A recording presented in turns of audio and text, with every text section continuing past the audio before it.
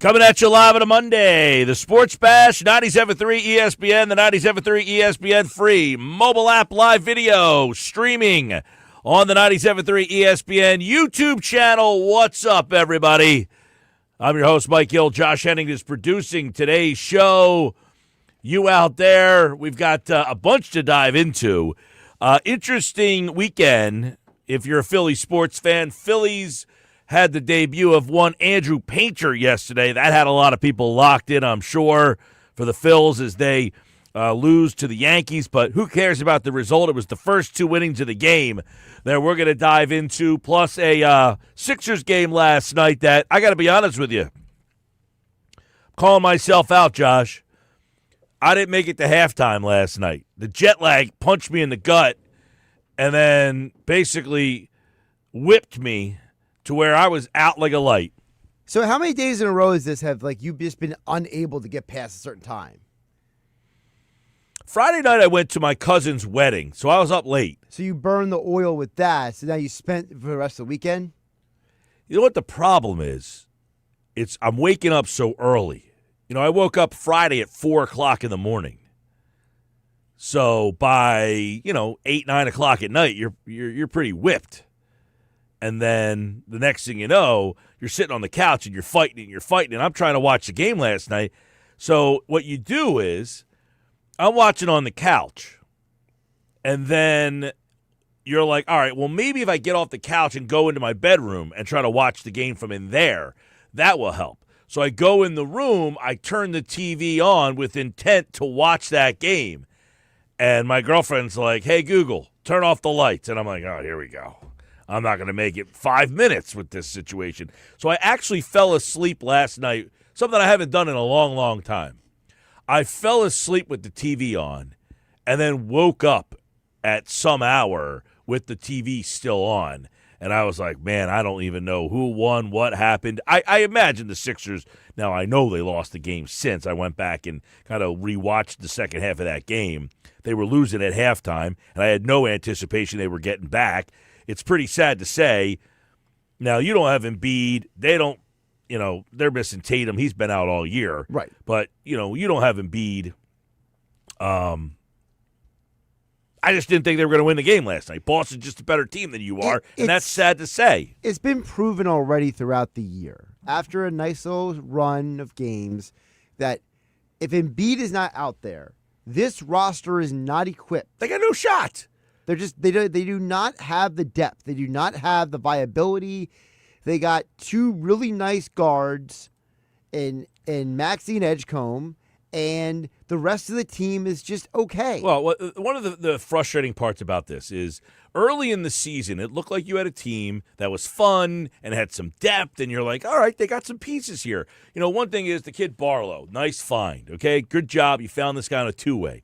Well, I think he's kind of hitting that wall a little bit where he hasn't played this much all these minutes. He's starting. And if you haven't noticed, Nick Nurse plays these guys until basically the tread on the tires falls off. So right. You're asking Dominic Barlow, a guy who's a two-way player, basically to go out there and play 35 minutes a night because they have no depth all of a sudden. The Grimes kid is out of gas. He's giving you nothing. Meanwhile, you're watching Oklahoma City, and Jared McCain's over there ripping it up, scoring double digits in every single game, and he's giving you exactly what you hope that he'd give you here. A little spark off the bench, a little bit of secondary scoring. Grimes hasn't scored double digits, it feels like, in 3 months.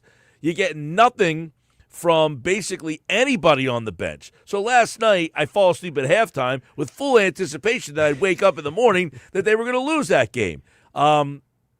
And it's very frustrating because you are at a moment where, all right, Joel doesn't play. He's probably not going to, he's definitely not going to play the next 2 games. You're playing the Spurs tomorrow. You'll get waxed by them. You got the Jazz, a team that's tanking. And I would imagine you beat them. And then Joel's supposed to come back after that. So we'll see how much, usually they say Joel misses 3 games. It turns into 13 games. So I don't know. It's very frustrating.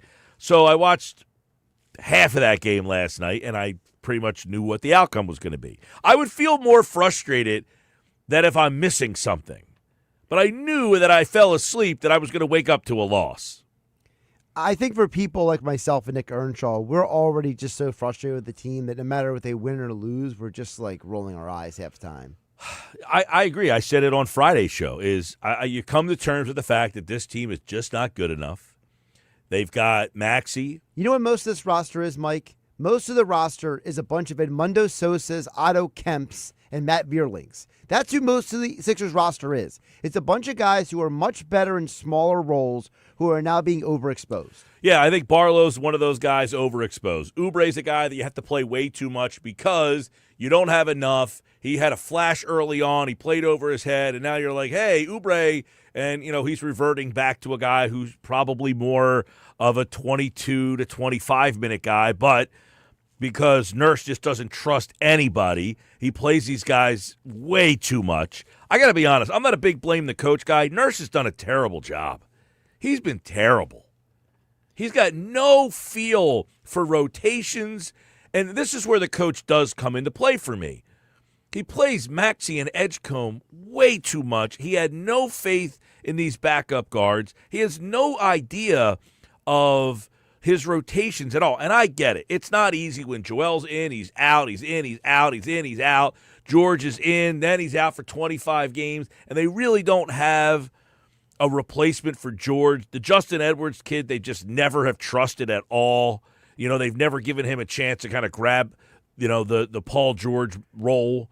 So who's that an indictment of, though? Is that an indictment of Nurse or Morey that you don't have, shouldn't there be a point in time where, Nurse goes to Daryl Morey, dude, I don't trust these guys. You got to get better people. Yes and no. And here's the thing. The McCain thing is a very interesting case in that. Did they trade McCain because Nurse says he stinks and I can't use him? It feels like it. Then that's an indictment on Nurse. Right. Because that whole situation is a microcosm of the whole organization right now. Did the ownership group say you need to get under the tax? I don't know if they literally said that or not. I would like more information about that. Well, if ownership says you need to get under the tax, I don't care how you do it, get under the tax. Then you're stuck getting under the tax. So then you got to figure out a way to get under the tax. Does Morey then go to Nurse and say, listen, I need to get under the tax. My best asset is McCain.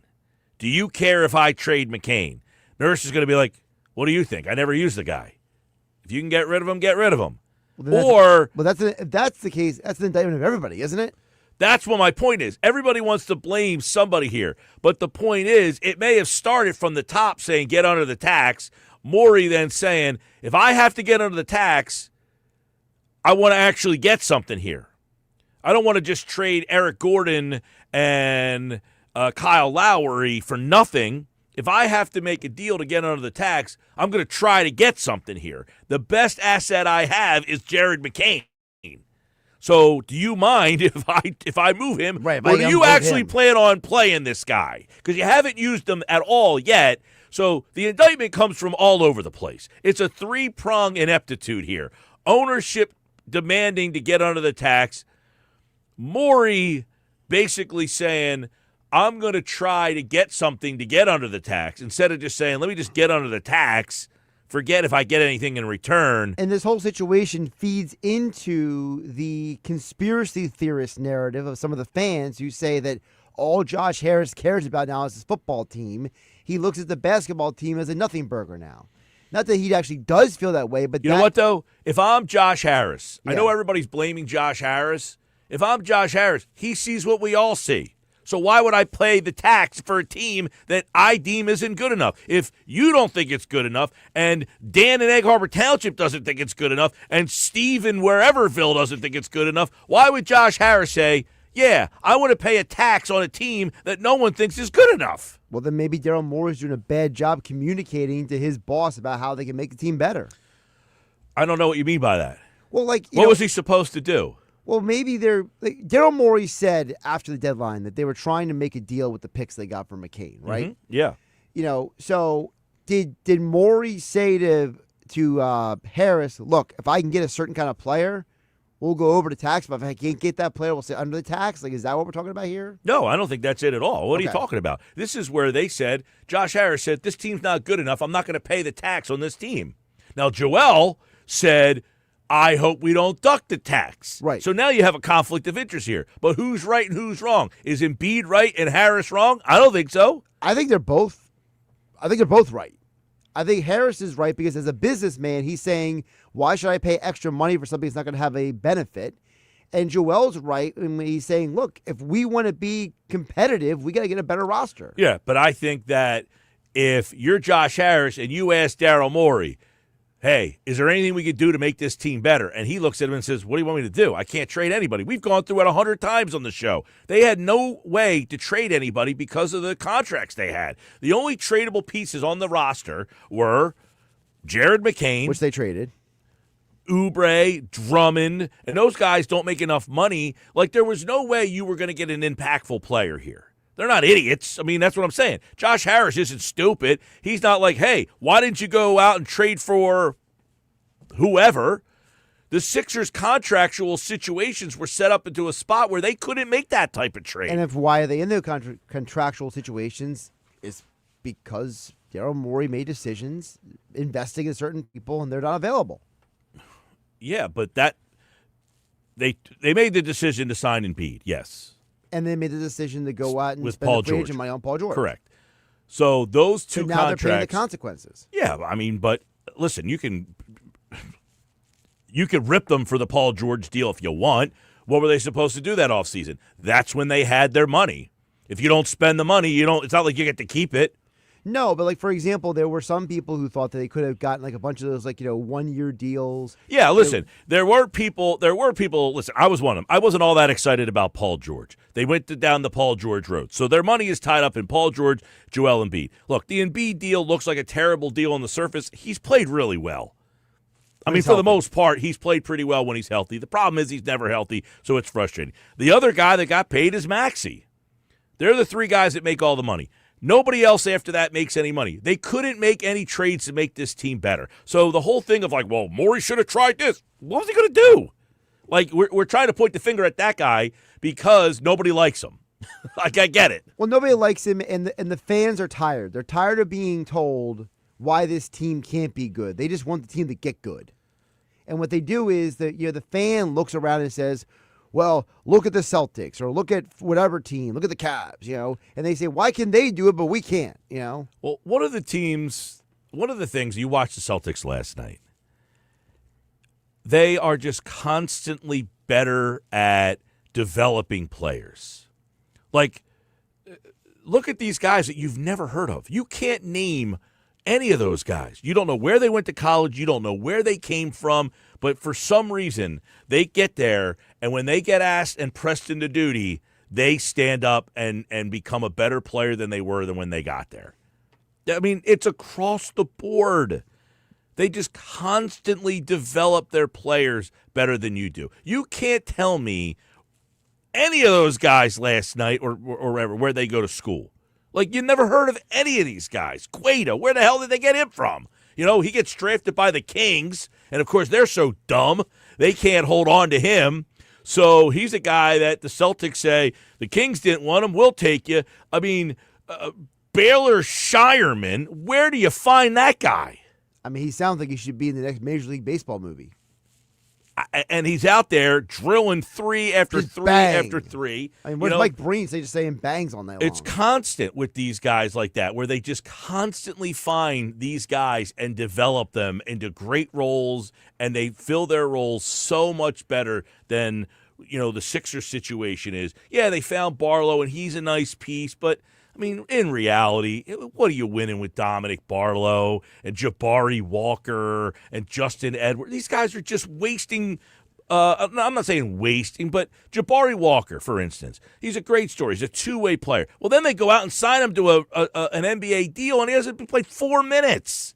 So if you weren't going to play him, don't give him the damn deal. Which is why I go back to the question I've been asking for the last few weeks now. Are we seeing the end of the Nick Nurse era at the end of this year? I definitely think the Nurse thing has run its course. It's been very I asked a question today on Twitter X, okay? And it's interesting because I see Mazzullo, I couldn't think of his name, he's a West Virginia guy. A lot of people look at Mazzullo like he was some kind of buffoon, right? He just got this job because of the whole situation that happened with Udoka. I mean, some people now think that his guy's turned out to be the best coach in the NBA. I mean, he's definitely should be in the top 5 consideration. But it's a yin and yang conversation about NBA coaching. We see it all the time here in Philly. Doc Rivers, everybody hated him. He sucked. Nick Nurse is now falling into the Doc Rivers category. Right. These guys have both won NBA titles, yet many people think they stink. How is it possible that you can stink and win a title? And it goes back to, is coaching important or is it not important? Nurse won with Kawhi. Doc won with KG in that team. How much does the coach matter? If these guys stink in your eyes, why are they good enough to win a title? Well, they had great players. Well, isn't that the most important thing? Is that they have great players? What role is it that we're looking at Nurse and saying, I think this thing has run its course? And I'm not a big blame the coach guy, but I definitely think Nurse has completely failed with the McCain situation. That is an indictment on him, up, down, all around, inside, out, upside down. And McCain's comments are bringing it to light. The stuff that he has said since he's been in Oklahoma City tell you he has to play better defense there. He knows it. Why? Because they're demanding that he does. Otherwise, you're not getting the 18 minutes that you're getting. Right. So McCain's play is an indictment on everybody here. And the coach is at the top. To not see that Jared McCain is light years more valuable of a player than Quentin Grimes, who stinks. You chose Quentin Grimes over a young kid who had the energy. He was clearly the best shooter on the team. Not close. He's the best shooter you got. And you kept Grimes, who's a free agent at the end of the year. You drafted this kid in the first round. You had control of him for the next couple of years. And you deemed that Grimes was the guy to stick with? I mean, that's a terrible decision. And this is with McCain not playing all that well here and really giving them a reason to trade him with the way that he played while he was here for the most part. But even with the way that he played here, you could start to see he had the knee, he had the thumb, and he was starting to come around. He was starting to kind of find a little bit of, and now look at him. He's got the confidence back, and he's playing like the guy that you had last year where you're like, this kid's going to win Rookie of the Year. And you gave up on him for Quentin Grimes. I don't get it. But I think that's why I blame, in part, as you said, the coach, because Nick Nurse in Toronto was supposed to be a guy who, found the way to get the most out of guys, right? That was his whole thing, right? Chris Boucher and all those guys. And now he's come to Philadelphia, and it's like he doesn't have confidence in a lot of these guys, so he just runs certain people into the ground. And the Sixers, because they're so tied up with the Embiid and Paul George contracts, they're in a situation where they're trying to find players who Nick Nurse wants. It's like Nurse coached his ass off to win that title and then just is coasting off of that. I mean, if that's the case, then that's fire him immediately. I mean, literally, it seems like he gained this reputation in Toronto of this guy who was going to coach his ass off and do whatever it took with the limitations he had to get the most out of, because a lot of people didn't think Toronto was the best team. They Correct. thought that he did have a little bit of a role in pulling that team over the top. Now, Golden State that year had some injury issues. No, but what I mean is in the years after the championship, you saw the job he did some of those years pulling something out of guys like Cruz Boucher and making Pascal Siakam into a good player and doing a perennial all-star caliber player. Like, you saw the job that he did. Yeah, but one of the things that started to grind on Toronto in the post-Kawhi years was he was playing his starters way too much. Way too much. He was just had no faith in the and guys. That was the big question when he came to Philadelphia. Well, and you're seeing it now. I mean, I heard a podcast this morning that Maxey is playing the most minutes out of every guard in the league. He's got the most minutes, the most this, the most that. And they're like saying in a game right now, in a league right now where you don't see guards get that kind of, responsibility and run. But this is where I think Nurse has completely fumbled this situation because he had McCain, who was a guard, and he never gave him the chance to say, hey, listen, you're going to be the guy that gives Maxey 15 to 18 minutes off. And I know McCain did not play well to start the season, so that kind of threw that out of whack. But then he never gave him a chance to re-earn a role on this team. So I don't know. It's very frustrating because you have Joel, and I know Joel's frustrating. This injury here, this isn't his knee. This isn't his. No, it was a fluke accident. He got a knee in the ribs. Exactly. This is an injury. You're like, well, he's always hurt. But this is an injury that he didn't enter the season with or hasn't been chronic. It was a fluke situation, and now he's got, I don't even know what it is. What's the. They're calling it an oblique, but I think the proper thing would be just call it bruised ribs. Which is going to keep him out for another couple games. Right.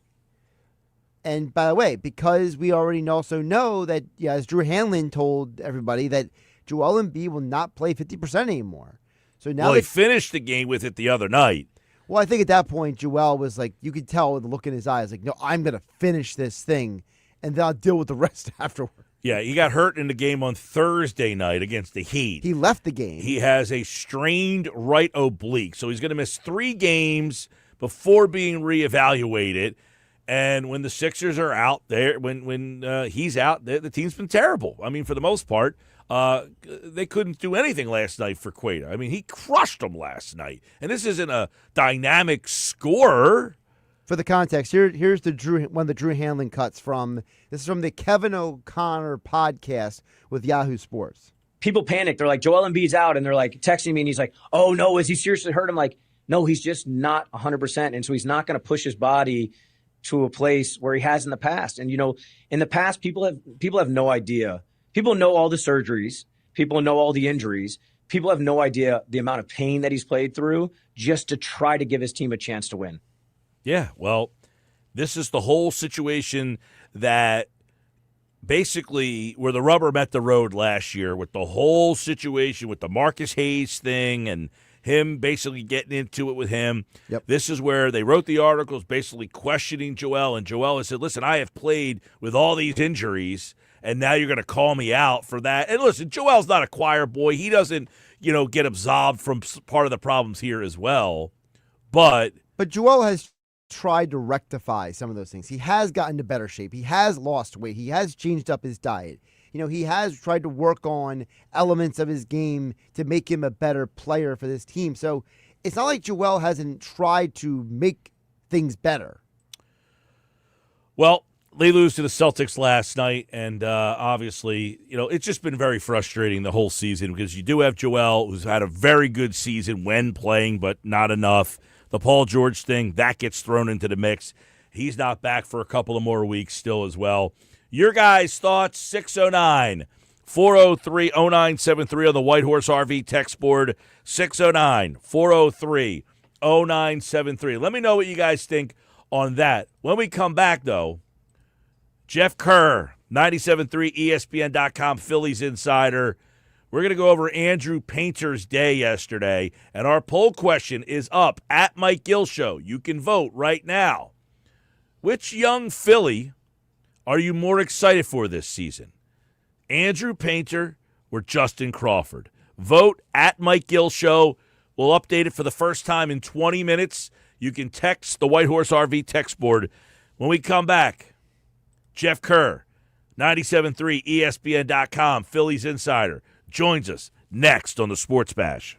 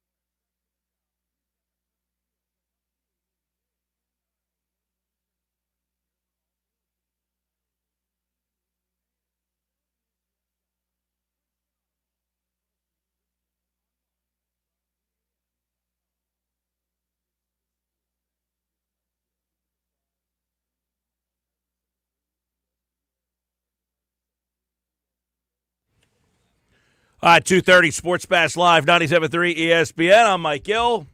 Hey, don't forget, Flyers hockey tonight on 97.3 ESPN. Nice win for the Fly Boys the other day against Boston. I watched a lot of that game. That was fun. Can they get themselves back into the playoff mix?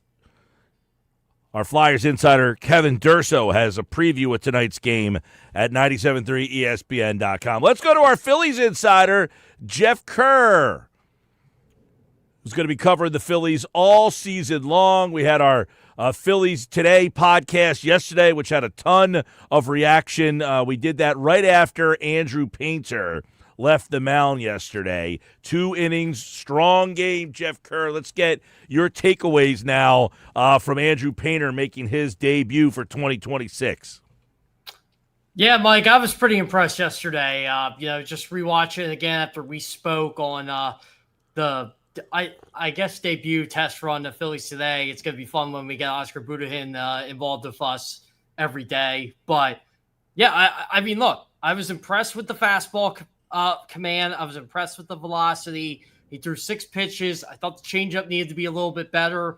But besides that, he had command, first pitch command of every at bat. 4 first pitch strikes out of 6 hitters, got everybody out. It was a pretty encouraging sign, I would say.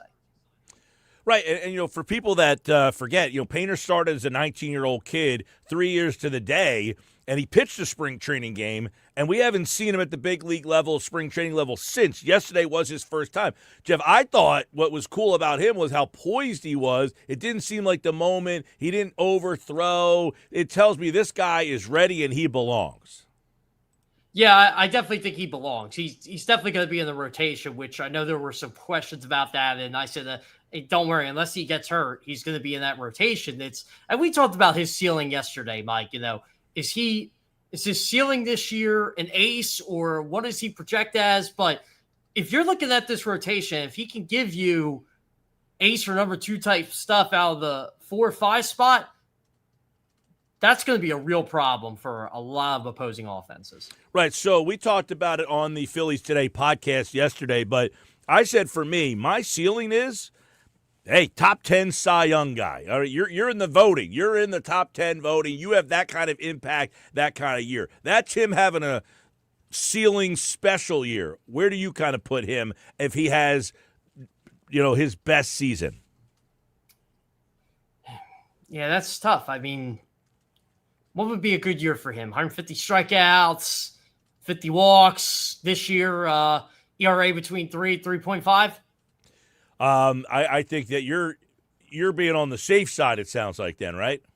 Yeah, at least for this year. Like, look, I'm not looking at 2-3 years down the road. I'm looking at 2026. What can Andrew Painter give you? And because remember, he is going to be a rookie. He's never pitched a major league game before, at least in the bigs, right? And he's coming off a year that in Lehigh, he had command issues and he couldn't force his way onto the major league roster. So I think we got to temper expectations a bit, but there's still a lot of reason to be hyped up about this guy. It's just we got to remember he's only 22 years old.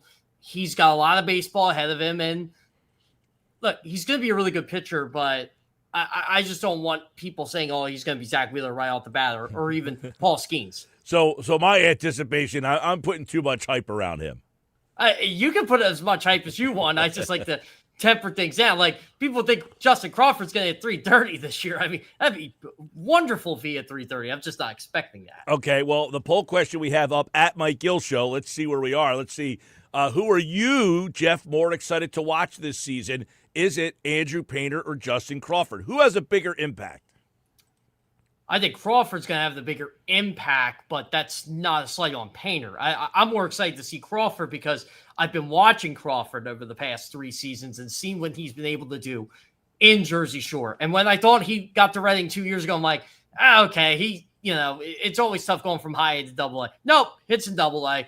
And then let me ask you this then. Yeah. If both of these guys are as advertised, what does that mean for this season then? If Justin Crawford comes up here and he's, on base 350, he's hitting 290, stealing bags, and Painter comes up here and he's, 3 ERA, that type of impact, what does that mean for this team then?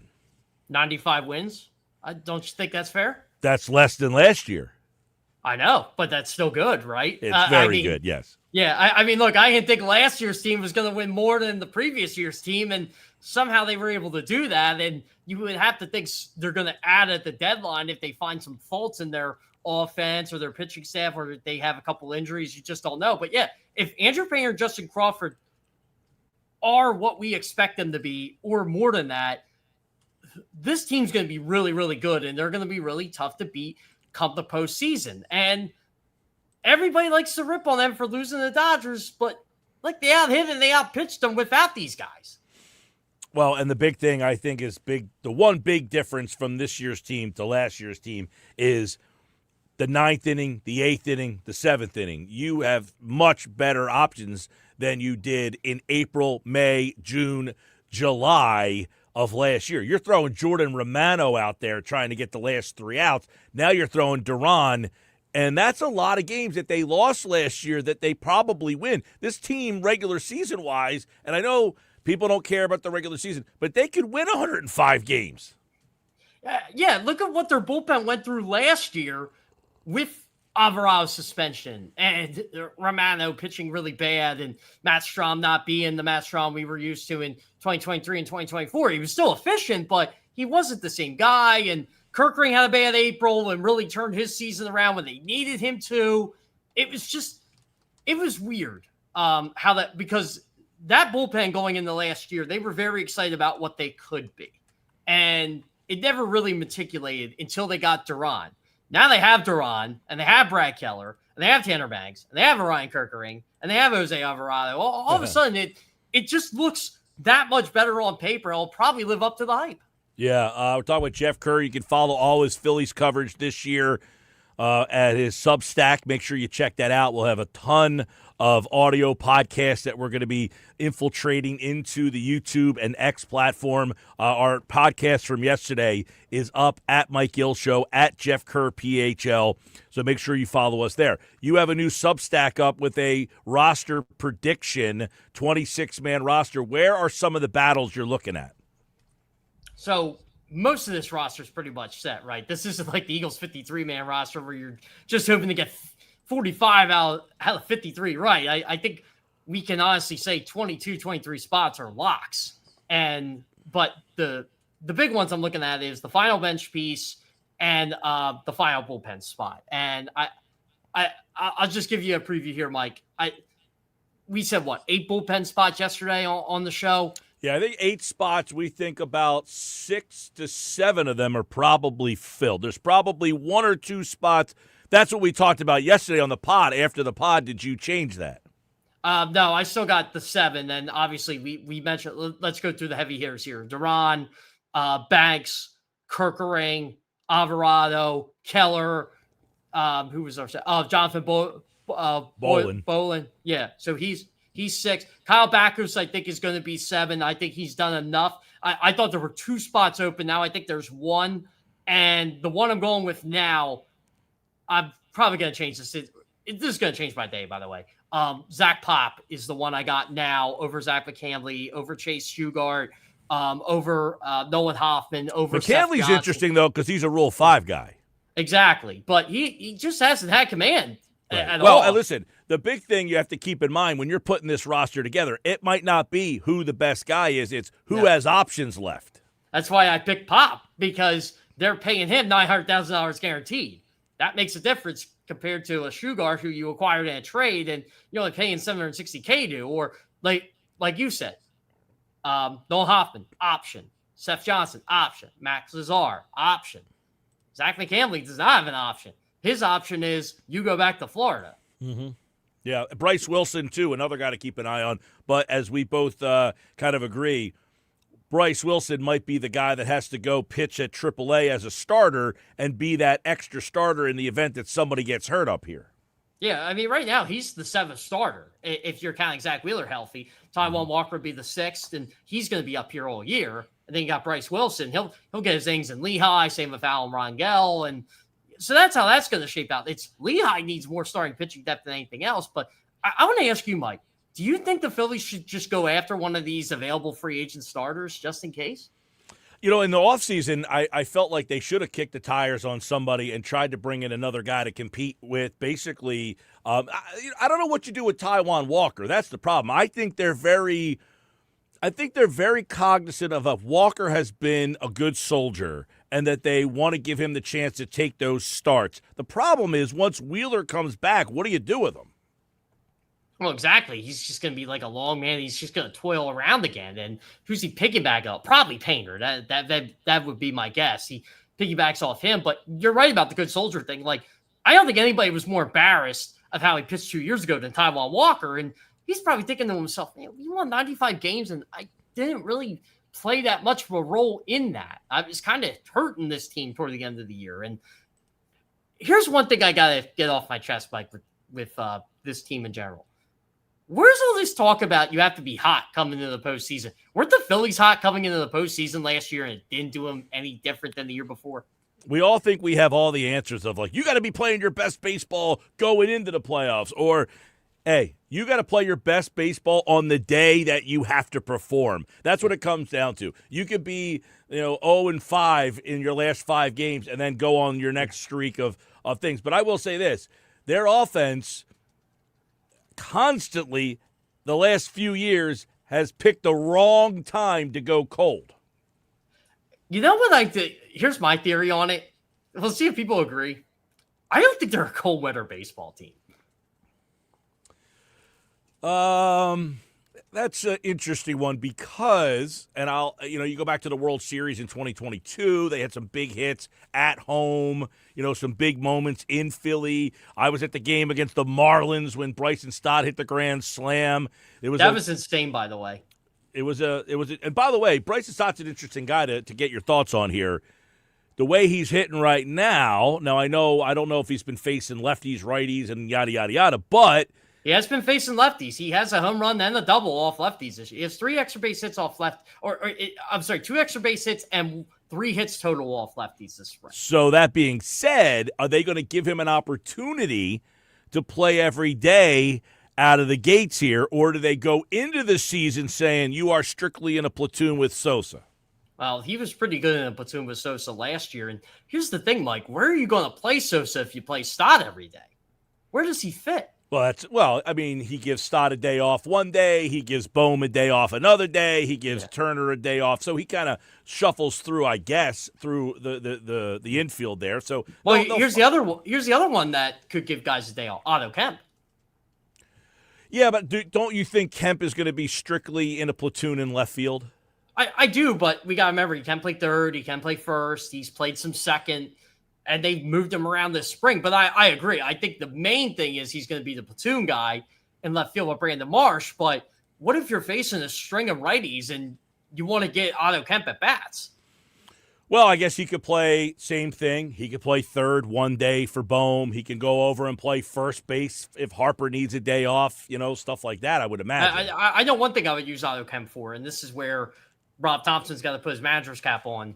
When you put in a lefty to get, say, Brandon Marsh out, that's where Otto Kemp comes into this game. Yeah, and there's a lot of opportunities that he'll get to come in and pinch hit. The problem there is, do you want Otto Kemp playing left field in the 8th and 9th inning of a one-run game? That's where my Dylan Moore prediction comes in. I have him making the final bench spot over Brian De La Cruz because you can just take Otto Kemp out and put Dylan Moore in because he plays everywhere.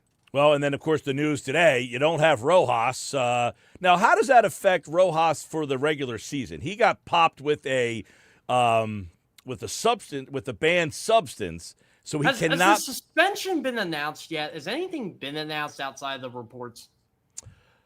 I'm not 100% sure on that. I just have seen a lot of the reports that he will not play in the WBC and that he got caught with a banned substance. I have not seen much more than that.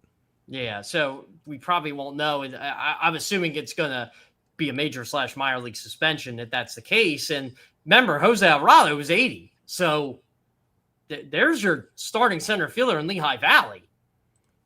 Now, how's that work? Like, who's going to...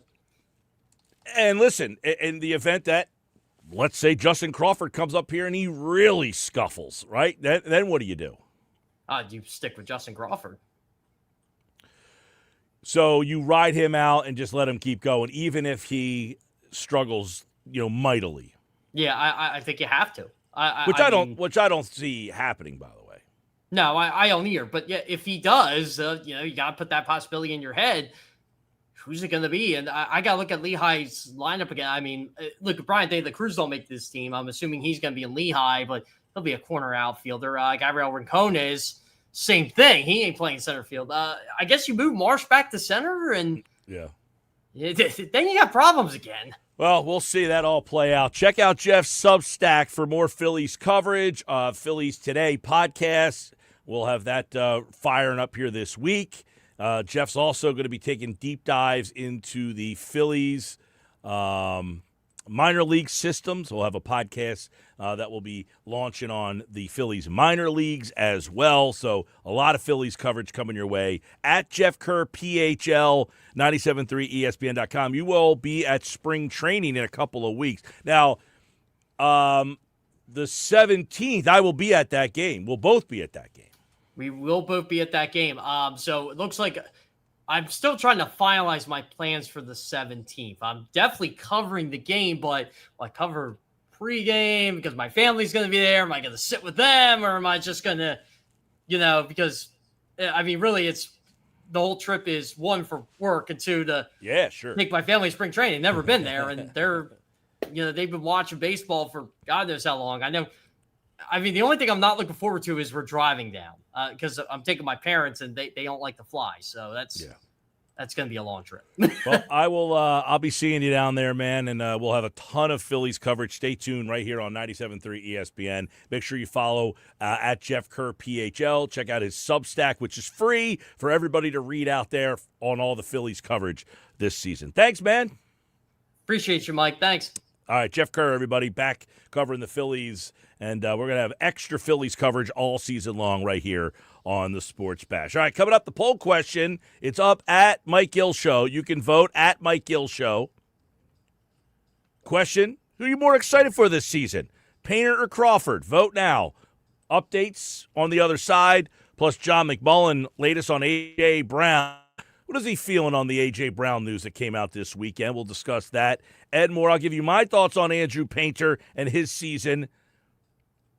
And you guys chime in on the White RV text board, 609-403-0973. More Sports Bash coming up right here on 97.3 ESPN.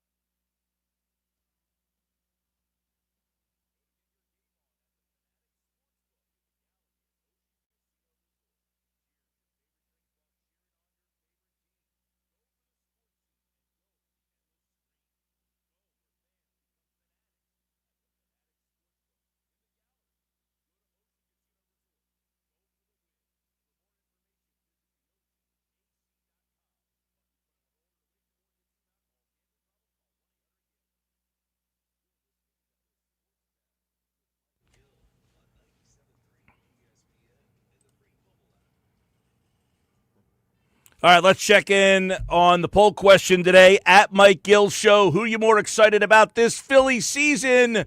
Who you got, Andrew Painter or Justin Crawford? Josh, who'd you vote for? Listen, to me, the vote is very easy. I don't know if anybody will agree with me, but to me, it's very easy. It's Justin Crawford. Listen, to me, this team needs something different in the lineup. I've been hearing about Painter for years now. I know eventually he's going to come up here and do his thing, and he's going to be great. But Crawford is a guy that is completely different than anyone else in this lineup, and that gets me excited. There's no wrong answer here. Whoever you're more excited about, there's nobody to say, you're nuts. But right now, 58% voting one way, 41% voting the other way. So it's about 60-40 on the vote here. And 58% of you are voting for Justin Crawford. Salem County only. It's an early check-in the 2 o'clock hour. We'll expand it to Atlantic, Cape May, Gloucester, Camden, Burlington, Southern Ocean, and Delaware a little bit later on in the show. But who are you more excited about this season? I'm going Andrew Painter. I said before, what's the ceiling for this season? I think at the end of the year, Andrew Painter is in the conversation top 10 Cy Young voting. Am I crazy? It's a little aggressive. It's aggressive, but guess what? If this guy is as advertised, and I have no reason to think he's not, his stuff is what it is. It is electric. If he can command, and that's been the problem. Last year, we all know you have Tommy John surgery. The last thing to come back is your command. He could get that command back. This guy's going to be dynamite, and he will be special. And I think you could see it as early as this season. That's the ceiling for me. Now, listen, if he doesn't get there, I'm not saying he's a failure. That's why I'm more excited, because I think he could be a Cy Young candidate. I'm not saying a Cy Young winner. I'm just saying one of those guys. I don't know what Justin Crawford can be. I don't know that Justin Crawford can be an MVP level player. I don't think so. Here's the difference for me. The Phillies have not lost in the postseason because their pitching's an abomination. They've lost in the postseason because their hitting didn't show up. I get that, but I could still be more excited for Painter because I think Painter can have a special season. I think Crawford can have a complimentary season. Complement the offense, give them a little something they haven't had, some more speed, give them the ability to steal a base late in the game, maybe play a little bit more small ball, all that kind of stuff. But I think Painter can be special. I don't know that Crawford is in the same category. That's why for me, I'll vote for Andrew Painter in today's poll question. At Mike Gill Show, you can vote. Right now, 58% are more excited for Justin Crawford. 41% are more excited for Andrew Painter. Who are you more excited for this season, Painter or Crawford? Vote now and let us know on the White Horse RV text board, 609-403-0973.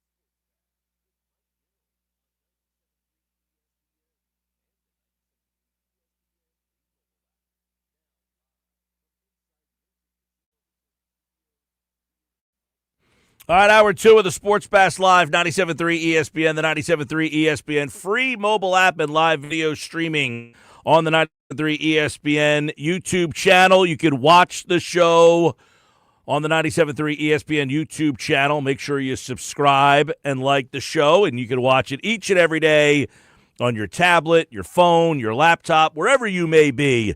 Take us with you. John McMullen's with us, and, the combine's going on, and this is where all the GMs and everybody start to get down there, and all these notebooks come out, and I talked to this guy, had a drink with that guy, he wrote something down on a napkin, he slid it over to me, it said this. Well, what is the latest on some of the things we're hearing out of the Combine week? John McMullen, Birds 365, Sports Illustrated, joins us now to break down the Birds as they get into the heart of the offseason with free agency right around the corner. And he joins us now on the Sports Bash Live on 97.3 ESPN. Johnny Mac, what's going on, man? Doing well. I'm glad you made it out, Mike. You got out of the Middle East just in time. I did. I was at the Doha airport on Thursday, and a couple days later, not too good for the Doha airport. Oof. Yes. Oof. Good timing. Yes, I do thank our lucky stars that we got out of there just in time. But where we were is not part of this whole mess that's going on. Those countries are. But still, yes. They're lobbing missiles everywhere. Oh, it's. I got to be honest with you. When I was in Egypt, our guide, he kept asking me, like, do you know if something's, because they were, scared out of their minds down there if something happened and something they have nothing to do with. But I was like, dude, I have no idea. I don't pay attention to this nonsense. So I felt bad for the guy because he was petrified of what was potentially coming, and I'm not thinking anything of it because I don't pay any attention to politics at all. So when I got home and heard, I said, "Man, that guy was a little bit more plugged in than I was." Like he had a lot more happening. But I'm glad he got out of there just in time. And I know back here, what is happening with A.J. Brown? Where are we in your mind with the A.J. Brown? Read the tea leaves for us. On what sense do you have there? Because, are they asking too much? Does that mean they really want to move them? So they're asking high and hoping to get something a little lower. Where do you feel this A.J. Brown thing stands right now? Yeah, I don't think much has changed from the standpoint. I mean, right now it's just sort of that's, Howie's reputation. He starts high, and if you go for it, great, and then you move down from there. But I think if you look at the DK Metcalf trade last year, that's kind of the template from where I think will end up if they do trade him. But that's the question. And I think that part of it hasn't changed, which is from every logical standpoint, from a business standpoint, financial standpoint, it's not time to trade A.J. Brown. So the only reason you would trade him is if he truly, truly wants out. It just doesn't want to play here anymore. And then it becomes, an addition by subtraction type thing. You don't want, I always like the Mike Tomlin quote. I probably said it to you. I said it like 10 times last week. You want volunteers. You don't want hostages. So if somebody really doesn't want to be here, and that happened with Carson Wentz at the end, you got to move them. And I think that's, boiling it down, that's as simple as it is. If they can convince him to stay on and say, hey, we're going to change, and Sean Mannion, and this is going to be different, and all this stuff, I think you move forward with A.J. Brown. If not, if he's 100%, look, I don't want to be a part of this, then you got to move on and get as much as you can. And that's are we at the point where we think that he doesn't want to be? Like, are we there? Well, he certainly, that's the $1 million question. He certainly expressed frustration. That has been obvious to us all. But was he frustrated with here or frustrated with the offense? He's frustrated with the offense. It has nothing to do with the city of Philadelphia or the organ. He just doesn't want to play in this style of offense, which is, more than I think people talking about scheme. It's more about the risk-averse nature, the run-first nature. And I don't know if that part's changing. you can shuffle around deck chairs, and if you still play that risk averse and you still say, well, we want to run the ball first and foremost, and every indication I get, that's not changing. The scheme is just white noise. That's just, again, shuffling the deck chairs. So let's ask then this question about the offense and the scheme. They're bringing in Jared Johnson. They've now brought in Josh Grizzard. They've got Sean Mannion. I mean, they're really overhauling this offense. Do we think – it sounds like you think the offense will still be very run-oriented. I don't want to say vanilla, but that don't expect this greatest show on turf all of a sudden. No, well, they don't have the personnel to do that. So, I mean, that would be silly to try to, be Kurt Warner and just throw the ball all over the lot. That would be the opposite of good coaching.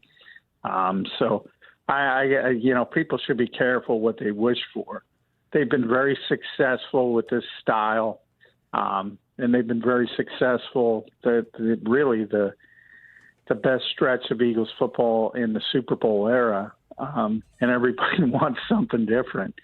You have a quarterback that is unique. I say it all the time. He wins a certain style of away, and he's not going to turn into a high-volume passer overnight because you bring in Sean Mannion and Josh Grizzard and Jared Johnson. Anybody else, you can bring in 10 more people. Not a high-volume thrower, Mike. And why would you want him to be? He's won at such a high rate playing the way he plays. Sometimes I don't get people. Well, obviously, you're at a situation where do we think inside the organization the Eagles are like, we're done with AJ. We hope we get what we're asking for? Well, here's how I describe it. I think if the financial ramifications not the same. In other words, if it were time to trade him and it wasn't a big dead money hit and it wasn't a big cap hit, then yeah, I think they'd be done. But they're not. They got $40 million in dead money, $20 million in cap space if they make the trade before June 1st. That's the main issue why they're hanging on. And I think AJ realizes that as well. So they would prefer to move on from him if the financial ramifications weren't as such. Yeah, I don't think there's any doubt they would move on from him if they didn't. Is this because they're tired of him, or they think that the decline, these wide receivers, there's a lot of great wide receivers who had great runs and the drop was precipitous. Julio Jones and DeAndre Hopkins and, all these guys, Devontae Adams, they go from 1,500 yards for 5, 6, 7 years, and then they fall to 400 yards pretty quickly. No, I don't think it has to do with the on-field stuff. I think it has to do with the off-the-field stuff. I think the on-field stuff you can chalk up to, he certainly has issues with the knee, and that's been continuous for a while now. But he still plays at a high level when he's focused, and I think last year the frustration got to him. I think it was more about that. Mm-hmm. John McMullen's with us here, of course. The Eagles, the big offseason thing would be A.J. Brown, and obviously this is all going to crank up soon. So, John, are you on high A.J. Brown alert right now, watching this thing unfold and trying to hear what kind of value he has? Well, I'm on alert this time of year anyway. Right, but I mean, A.J. Brown is a pretty, this is that situation where you heard last year, Myles Garrett and Max Crosby and Trey Hendrickson. I mean, when you hear that level of name, it's like that's these are big-time guys. All of a sudden, you just saw Montgomery. Looks like he's going to get traded to the Texans, the running back from Detroit. So you start to hear names of this level, that puts you into overdrive. Yeah, well, that's the nature of what we're a week away. It's a week from today is the legal negotiation period. So, I mean, you're going to see a lot of movement around the league as a whole, but certainly in Philadelphia, yeah, the top priorities are A.J. Brown and Jalen Phillips. And until you understand where you're going with those two names, that'll impact the rest of the offseason, literally the entire rest of the offseason. So those are the Eagles' two priorities, to figure out what they're going to do with A.J., try to re-sign Jalen Phillips. And if they're with both of those players, I think everything is sort of in place. If not, they gotta quickly toggle to their contingencies. So, like the AJ stuff, this is like, hey, we would like to move him because we think we can get replenishment someplace. Like, is it one of those situations? Hey, we don't really want to move him, but if we think we can get what we want, then we're interested. No, I think the only reason that this is going on is because he's not happy. I mean, if he were willing to move forward with Sean Mannion, he bought into the changes, and he thinks this is going to be a different style of offense and all that, they wouldn't be trading him. They wouldn't be talking about trading him. Not that they're going to trade him. They wouldn't even be talking about it, because this is, as I said, from a cap standpoint and a financial standpoint, this is not the time to move on from this particular player. The only reason they're having these conversations is because, A, he is, looking for if the grass is greener elsewhere. He's got Jimmy Sexton out there checking who wants him, who would be willing. And if he decides, hey, that's a better situation, the Eagles might have to cut bait, and it's addition by subtraction. You're not going to replace the guy. You're not going to get equal value. You're not going to get another receiver who's as capable as A.J. Brown. It's one of those situations where you would be getting rid of a player who doesn't want to be here, and that helps in a different way. All right, John McMullen, Birds 365, Sports Illustrated. Jalen Phillips, it seems that he's the top priority. How much of a reality do you think that it will be that he is back here? Yeah, typically when the Eagles prioritize somebody, they get it done. But, this market they're going to have a walk-away number. And this is not a great free agency class. And edge rushers get paid. So I think there's a lot of questions because of his injury history. Does that keep it down? I've seen everywhere from $25 to $30 million. If it goes that high, I don't know. 25, I think, is probably going to be the Eagles' walk-away number. That would be my if it goes anywhere above that, it's going to be similar to Milton Williams, and they're going to say Godspeed and go in a different direction. Everywhere you look, because it is such a high-profile position, and there is so few bodies on the free agent market, and this guy's 26, 27 years old. I mean, that's exactly – rarely do you get a player like that into free agency, and people generally overpay for that. What about Blankenship? Is he a guy they are going to get priced out of? Do you think he'll have a big market? It's interesting. The safeties, kind of wowed everybody at the combine, so that probably hurt the veteran safety market if everybody's looking at the draft and saying we can get a safety there. But, I think it's similar to lesser, obviously, but that'll be a market decision for the Eagles, about $10 million. If it goes above $10 million, Eagles are probably out. If it's right around there, I think Vic wants him back. I think the Eagles want him back, but can't pay everybody, as Howie has said. And they have 10 or 11 players that are going to make $10 million plus in a couple of years here. So, Moro Jomo, I don't know if people saw, he just changed agents because he knows what's coming. And there's a guy who was a 7th-round pick. He's going to break the bank. And you have Jalen Carter eligible for an extension already. Jordan Davis has been eligible. Now Moro's out. You going to pay all three of them? Right, going to be tough. Obviously, Cooper, Quinion, etc. cetera, et cetera, et cetera. That's going to be tough because of what you already have, and you got Quinyon, you've got Cooper, you've got Jalen, you got Jordan. You talk about Jalen Phillips being a free agent right now. Obviously, that means Nakobe Dean. His time is probably going to be up here as well. They got to find another corner, which made me go to this one, John. Your buddy Ed Kratz over at SI.com had a bunch of hashtag knows. 5 former Eagles that he thinks they can take a look at. One of them was Darius Slay. The other one was Zach Ertz. They need a tight end. They need a corner. He had some fun names on that list, but do you see reunions happening here? I hope not. When he wrote that article, I thought of you immediately, pal. Yeah. I steer all that kind of stuff to Ed.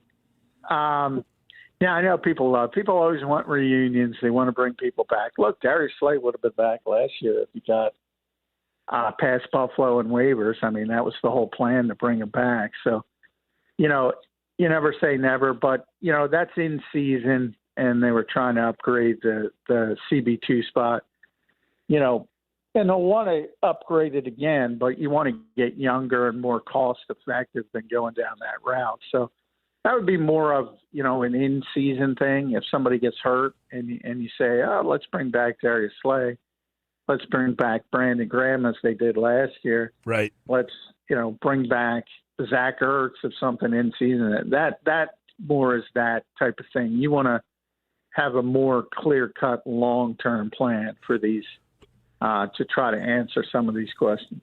So many times, John, free agency comes. You anticipate that Howie will uncover every stone, turn him over. Are the Eagles even a modicum of a player in free agency this year? Not from a fan perspective. Like, he basically, he didn't basically, he said it on the record.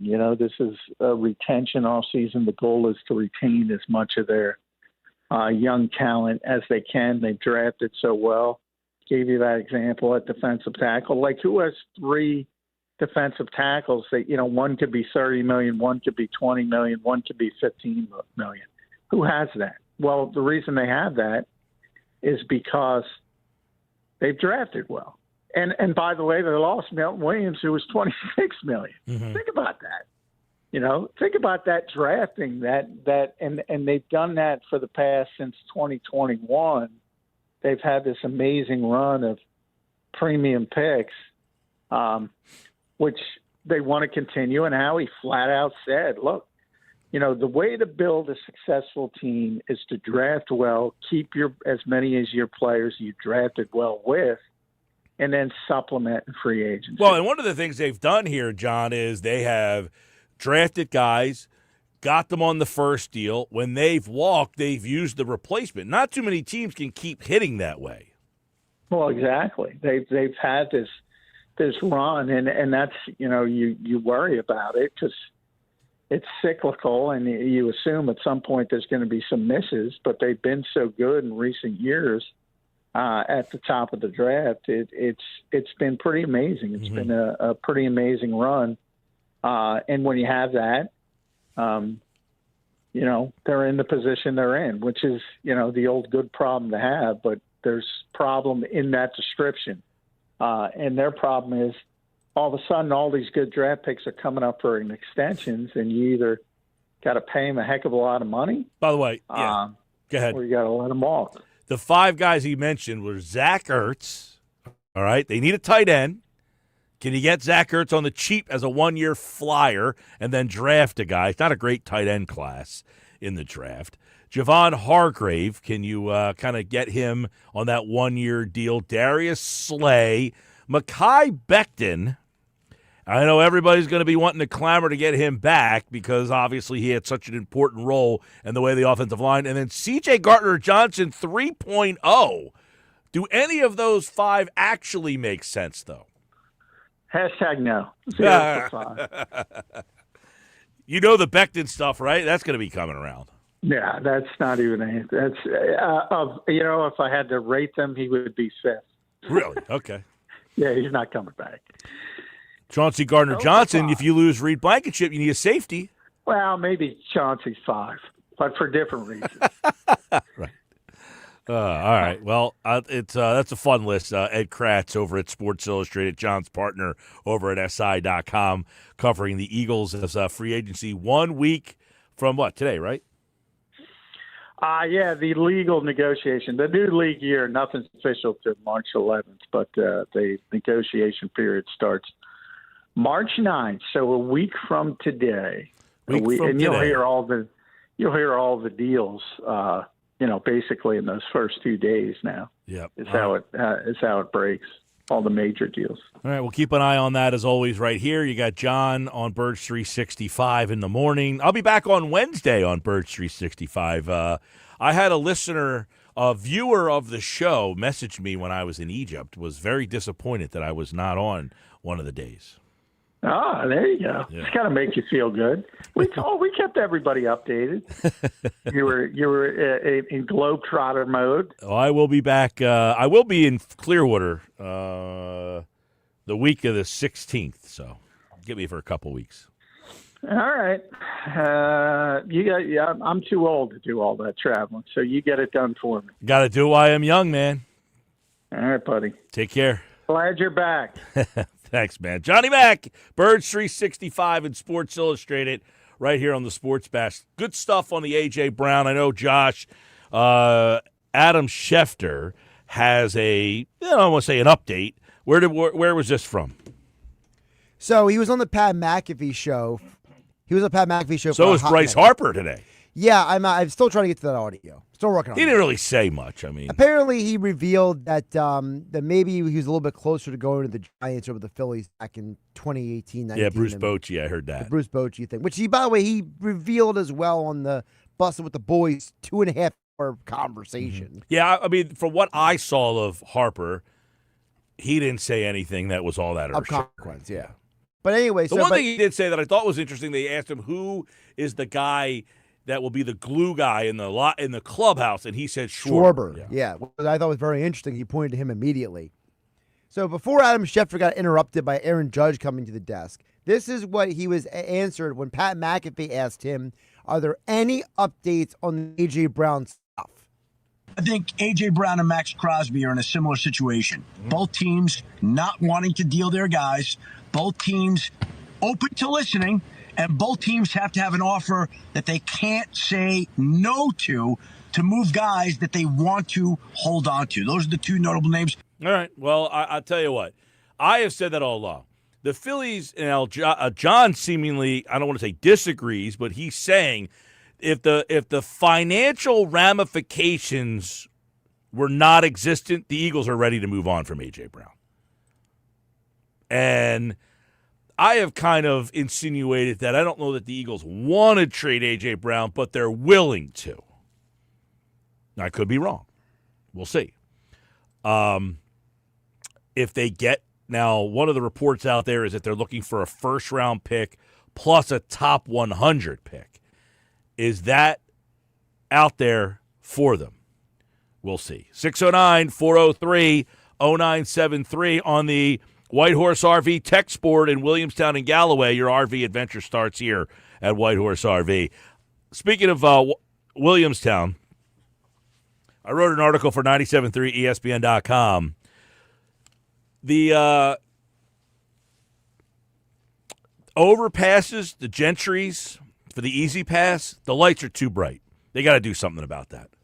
Anybody agree? Disagree?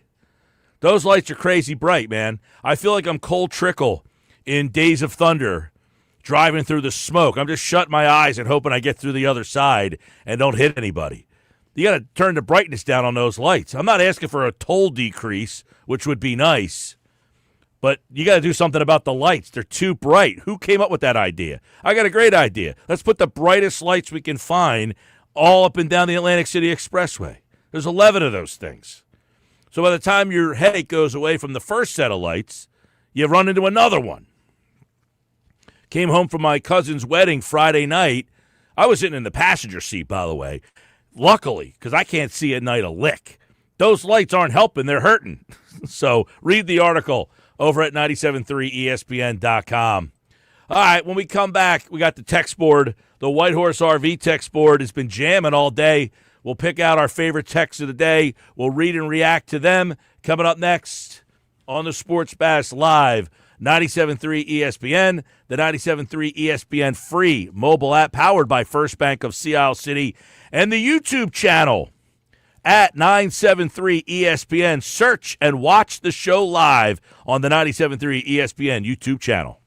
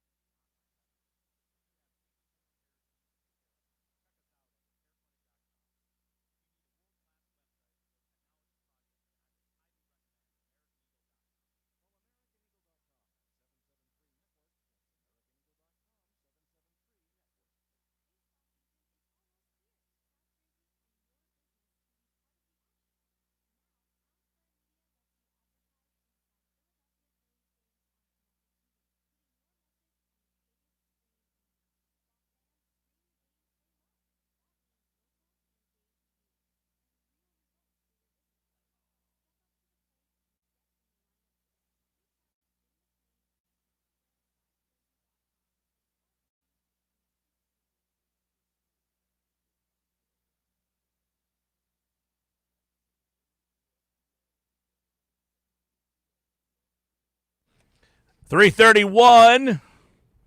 Sports Bash Live. Going to check in on the White Horse RV text board. 609-403-0973. I'm Mike Gill. Hello, Mike Gill. Hi. Cole from LBI. Can we just mention this the first Monday you've actually been in this studio in a few weeks? It's been a while. Yeah. It's exciting to have you back. The last time I was in the studio On a was Monday. On the 9th. A while ago. Yeah, that is a while ago. It was February 9th was the last time I was in the studio on the 9th. Cole from LBI texted in. Says, talking about Days of Thunder, I am named Cole. I am named after Cole. I am born in 92, which is like the year after the movie came out. He says, I watched the movie recently because of the passing of Duvall, who Robert Duvall, who passed away, was in the movie Days of Thunder. He says, I never realized for the past decade the clip of your show opening is from Days of Thunder. I don't know, it's been for a decade. Right? It's been a couple of years. Not forever. Definitely not 10 years. But that's a good catch by you, Cole from LBI. Do you know who Cole in Days of Thunder is? Yeah, Cole Trickle. There you go. I just wrote the article about the things on the AC Expressway blinding me. I said, I feel like Cole Trickle in Day. This is where the whole thing came from. Where were you? Where do you think he just came up with that random Days of Thunder reference? Because I made the Days of Thunder reference, said, I feel like Cole Trickle in the scene. That might have been when I was cutting audio. Where the smoke is all, there from the accident, and Robert Duvall's character says, just go through. Trust me on this one. Right.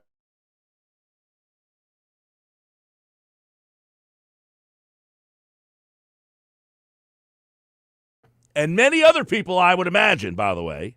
Oh, I'm guarantee it's more than just you. That's how I feel when I drive through one of those new Easy Pass things on the expressway. The lights are so bright that I literally have to, close my eyes and hope to get through and not hit anybody. Right. And I'm not joking. Someone's like, I saw somebody comment on the article on the Facebook page about, I said, it literally is so piercing that it gives you a headache. And the headache hangs out there for 30 to 45 seconds because you're the light is so piercing. And then once you start coming around, another one of those damn things gets you. Yeah. There's 11 of them.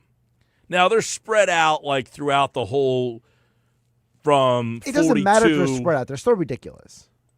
Yeah, I don't mind the idea of getting rid of the toll plaza so it keeps the flow of traffic and you don't have that toll, during those summer months where you get everything backed up listen, there. It's a well-known fact that we don't need the tolls. They just keep upping the tolls to get more money. So, Well, people keep asking about that. So apparently the tolls, there was a 3% increase. Yes. So we went from the most recent one was $2.30 now to $2.40 on the Parkway, for example. So if you have Easy Pass, it's 50% less. Correct. But if you have no Easy Pass, they take a picture of your driver's license plate and then they mail you the bill. But apparently that bill is a little bit more. Yes, the bill is more because they're trying to incentivize people to sign up for Easy Pass because technically they make more money off of Easy Pass because when you leave the money in the account, the state can leverage that for things. Yeah, I feel like I've been getting, who knows, with Easy Pass. I've had my my battles with Easy Pass. I don't even have a New Jersey Easy Pass anymore. I am currently in my latest war with Easy Pass. So I'm on to a different state. I got an Easy Pass from a different state now. But listen, I'm not here to rip Easy Pass or anything. I'm just asking for the lights to be dimmed on those. I think they're called gantries, is what the overpass thing, the stanchion that goes across. I gotta admit, I don't even know what they're called. I just know I think they're called gantries, lights. And they're ugly. They're this big steel thing, and it looks like something where you would put a sign of exit or something there. And they have all the cameras on underneath. They take the pictures of your license plate. Correct. And they have the things that get your Easy Pass thing. But the lights are too bright. Correct. If I was to do a poll question right now, of who's bothered by the lights, I think it'd be 75-25. Oh, I think it might be more than 75. There's a lot of people who have problems driving at night. Listen, there literally are people who have like a medical reason why they had trouble driving at night. Now you're making it worse. Like you're literally telling a group of the population, don't drive at night because we care more about making money off of you than your safety. Yeah, I just didn't think it was really thought out very well. Come on, you surprised? Nope, I am not surprised at all. I am not surprised by anything that has to do with people in charge making inept decisions. I am actually more surprised that when people in charge make good decisions. Same. That is when now I am surprised. That's when I get blown off my chair. And I'm like, what just happened? Somebody made a good decision. What? 609-403-0973 on the White Horse RV text board. All right. Hey, Mike, it's nice to have you back. Ripping the Sixers management, the original Gil, Jeff from Port Norris. I just call him as I see him. Like, I don't have an overview of Sixers management as good, bad, and different. When something happens, it's either it happens good or bad. I'm not a Daryl Morey hater. I don't think he's elite. I don't think he's great. I think he's been very good. But whoever had a hand in this season and decision, you have to start questioning. Now, I will say this. Last season was the worst season in the history of the franchise. And that had a lot to do with injuries, stuff out of your control. I don't think a fireable offense last year. But this season, I don't think anybody had any anticipation for this year being a good team. Nobody cared. Nobody was like, this is going to be a good team. And then all of a sudden, it's like VJ Edgecombe and Tyrese Maxey. They're fun. And Joel, many people thought he should retire, has really played well when healthy. There's the caveat, when healthy. And then the team's kind of in the mix. But I don't think anybody has any anticipation that this team's going to do anything. So now what do you do? Where do you go? This is a team that's in the sixth spot right now. They're a game and a half up on Orlando for the play-in. They are 2 games, behind Toronto for the 5. Right now, it feels like the best they can do is probably 5 with a low point of probably 10. That Charlotte team is really good, by the way. They've won 7 out of 10, 4 straight. That Charlotte team is a force to be reckoned with. That's a team. And by the way, here's a question. I asked this question a while back. Would you rather Con Knipple or VJ Edgecombe? Oh, Edgecombe. See, I get where you're asking the question, though. Because I said before, as fun as Edgecombe is, I think Knipple would probably have been a better fit here. Maybe, but I think that we overlook the fact that Edgecombe is the first time that they have drafted a guy who can do multiple things in like 2 decades. You need more guys like Edgecombe on this team who, hey, my shot is not falling tonight. I'm going to go do some other stuff. I'm going to go get the rebounds. I'm going to play defense. I'm going to, set the screens. I'm going to be, crashing the boards. Like, no offense to Knipple. Knipple is going to set the record. I think he already did set the record for made by a rookie, 3-pointers. But Knipple doesn't do all the other stuff that VJ does. So Knipple, to me, while he would be a great player for this team, is he going to give you the other stuff enough to make that one very valuable piece I'm just looking at fit. And I think Knipple is the kind of guy that this team has just completely never been able to find. The guy that can catch and shoot and three and set screens and roll and all that stuff. I mean, he just is exactly what this team has just never been able to find. I think his fit here would have been outstanding. Now, that doesn't mean I don't like VJ Edgecombe. I'm not saying that. I just wonder if the fit of Knipple with Maxey would be a better fit. And again, I'm not saying that I dislike Knipple. I think Knipple. And by the way, I'm not. This isn't hindsight. We talked about this on the Trust the Mics pod. I actually brought this up to MKB, and that Charlotte team is in 10th right now. I don't know that they're going to stay in that play-in. They might run out of time. They're 3.5 games behind the Sixers. Yeah, Charlotte's holding on by a thread. I mean, they might. I think they had the firepower to stay in it personally in the play-in. I don't think they get higher than that though. No, I disagree. Really? They're not falling out of the play-in. They're 3 games up on the Bucks. They're not hanging on by any thread. They have passed everybody, and they are charging towards the 6th seed. Do you think they still have a shot at the 6th? Oh, 100%. Okay. 100%. That team right now, Charlotte, is better than Atlanta. They are better than the Heat. They are better than the Magic. They are better than Philadelphia. They are better than Toronto. And quite frankly, they are probably closer to Cleveland, New York, and Boston than Toronto, Philadelphia, Orlando, Miami, and Atlanta are. I think what you're saying is fair. I still feel like that top 3 is just so. Detroit, Cleveland, Boston, to me, are just so far ahead of everybody else. And then when Tatum comes back from Boston. Well, right now, Cleveland's 4. I understand that, but I'm saying in terms of like if they're matchups. Mm-hmm. Like if you asked me, take everybody in the Eastern Conference and match them up against the Cavs or against Boston or against Detroit, I'm favoring those other 3 teams over everybody else. Yeah. All right. 609-403-0973. Hey, Mike, Joe from Summers Point. You kind of walked into this one. When you said you're never surprised by people in management positions making poor decisions while you're on the air. Ha ha ha. Just a joke. I will say, Joe, I did get hired well before a different administration of people, and the souring of corporate decisions was made. We were a very small radio group when I got hired. That has since changed. We are now a much big corporation, but your joke is well landed. I have no problem with that joke. Joke, by the way, I am the manager. I put myself on the air.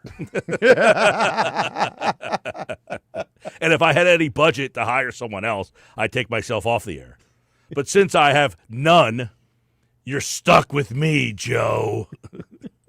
So I have ideas that I would like to actually work out, but because the people above me will not allow me to do anything, you're stuck with me.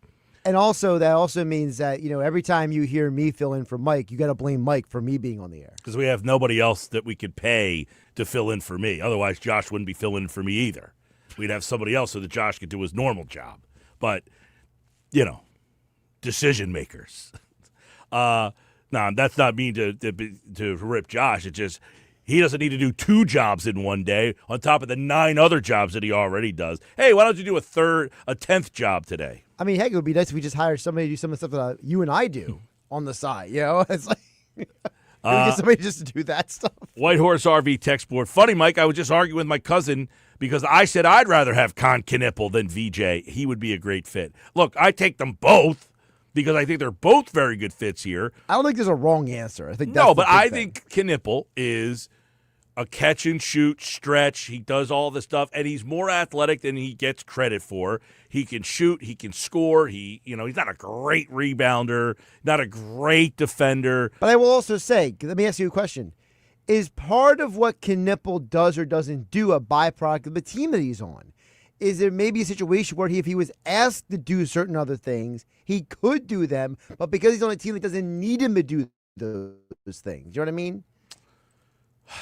Maybe. I mean, that Charlotte team is pretty loaded now. They've drafted They got well. a ton of athletes. They've drafted well, and they've hit on, you've got Ball, you've got Bridges, you've got Knipple, you've got Miller. Like, you're starting to get these guys.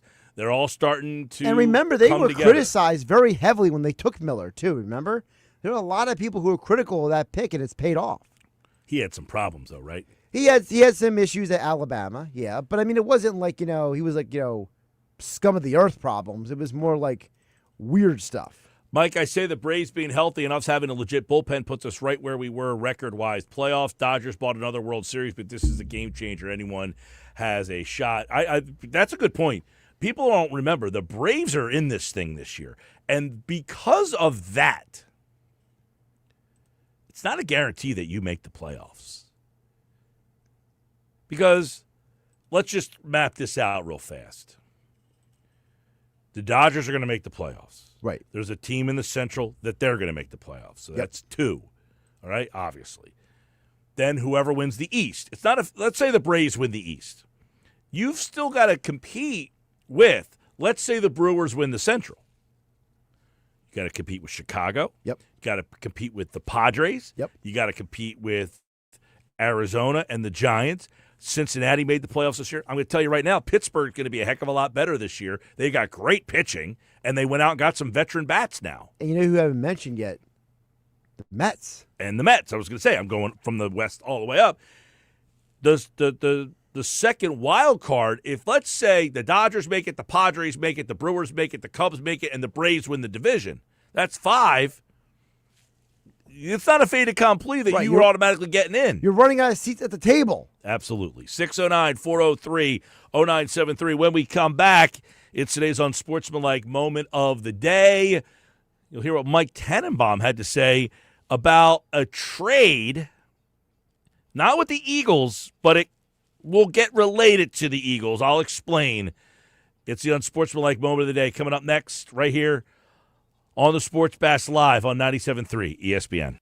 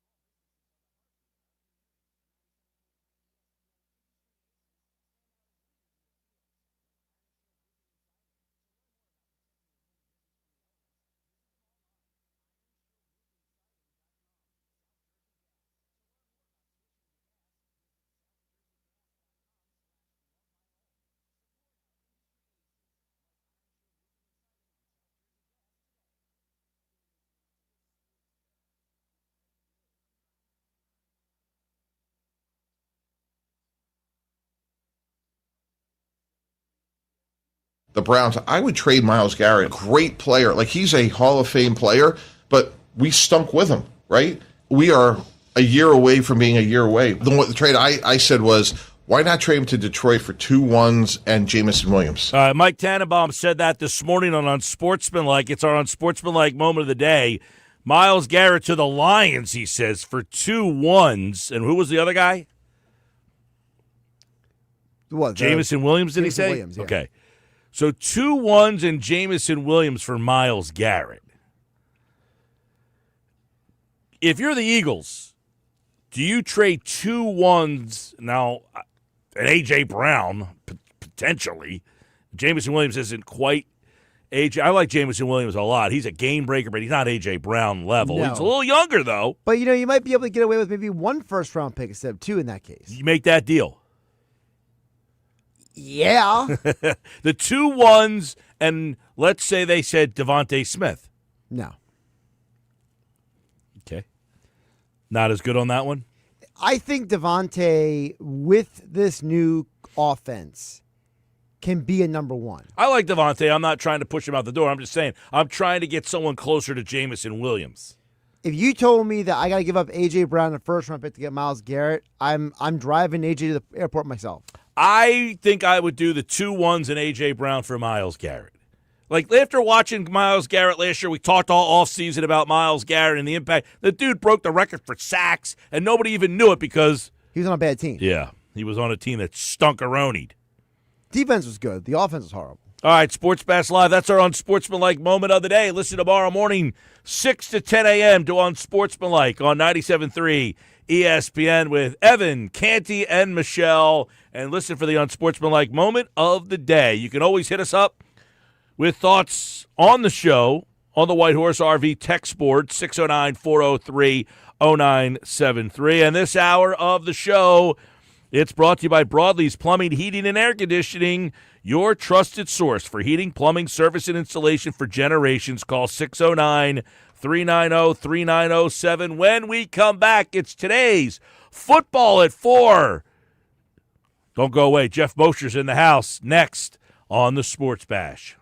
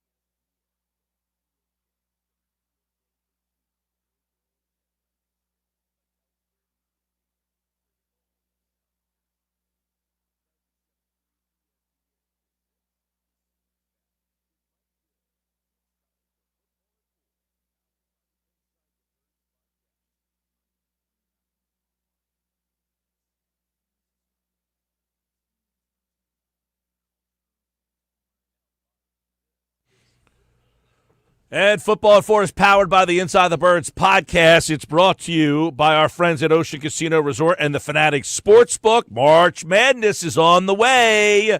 You can check out all the madness at the Fanatics Sportsbook. Geoff Mosher is on the way, and he joins me right now on the Sports Bash. A week from today, Geoff Mosher will be the start of the legal tampering, and we will start to get a better picture of what this Eagles roster will look like. And everybody wants to know what happens with A.J. Brown. And over the weekend and after the Combine, have you put together any new thoughts about A.J. Brown's future in Philadelphia? It's good to see you, man. I haven't seen you in a while. Yeah, how about that? Welcome back to this side of the world. I hope you enjoyed your vacation. Not much has changed, Mike, since you left for Egypt, to be honest with you. There's still a lot of A.J. Brown trade innuendo, and the way it is this. The Eagles get an offer that Howie just can't refuse. They'll make a trade. That's what I truly believe. That's what Howie has said, and I believe him on that. But you they're not going to give him away. They're not just going to give him away. Do you think they want to trade him? Well, like, we're tired of this. We're tired of this. No, I like, don't, if there were no financial ramifications, and it was just we trade you because we're over this. I mean, no, they want to have him play and be a productive member of the team. But when you say, do they want to trade him, if they were offered a pretty good pick, a first-round pick, a high second-round pick, I think, yeah, then they want to trade him to A, get that compensation, and B. Yeah, but they don't want to do that deal for Devontae Smith.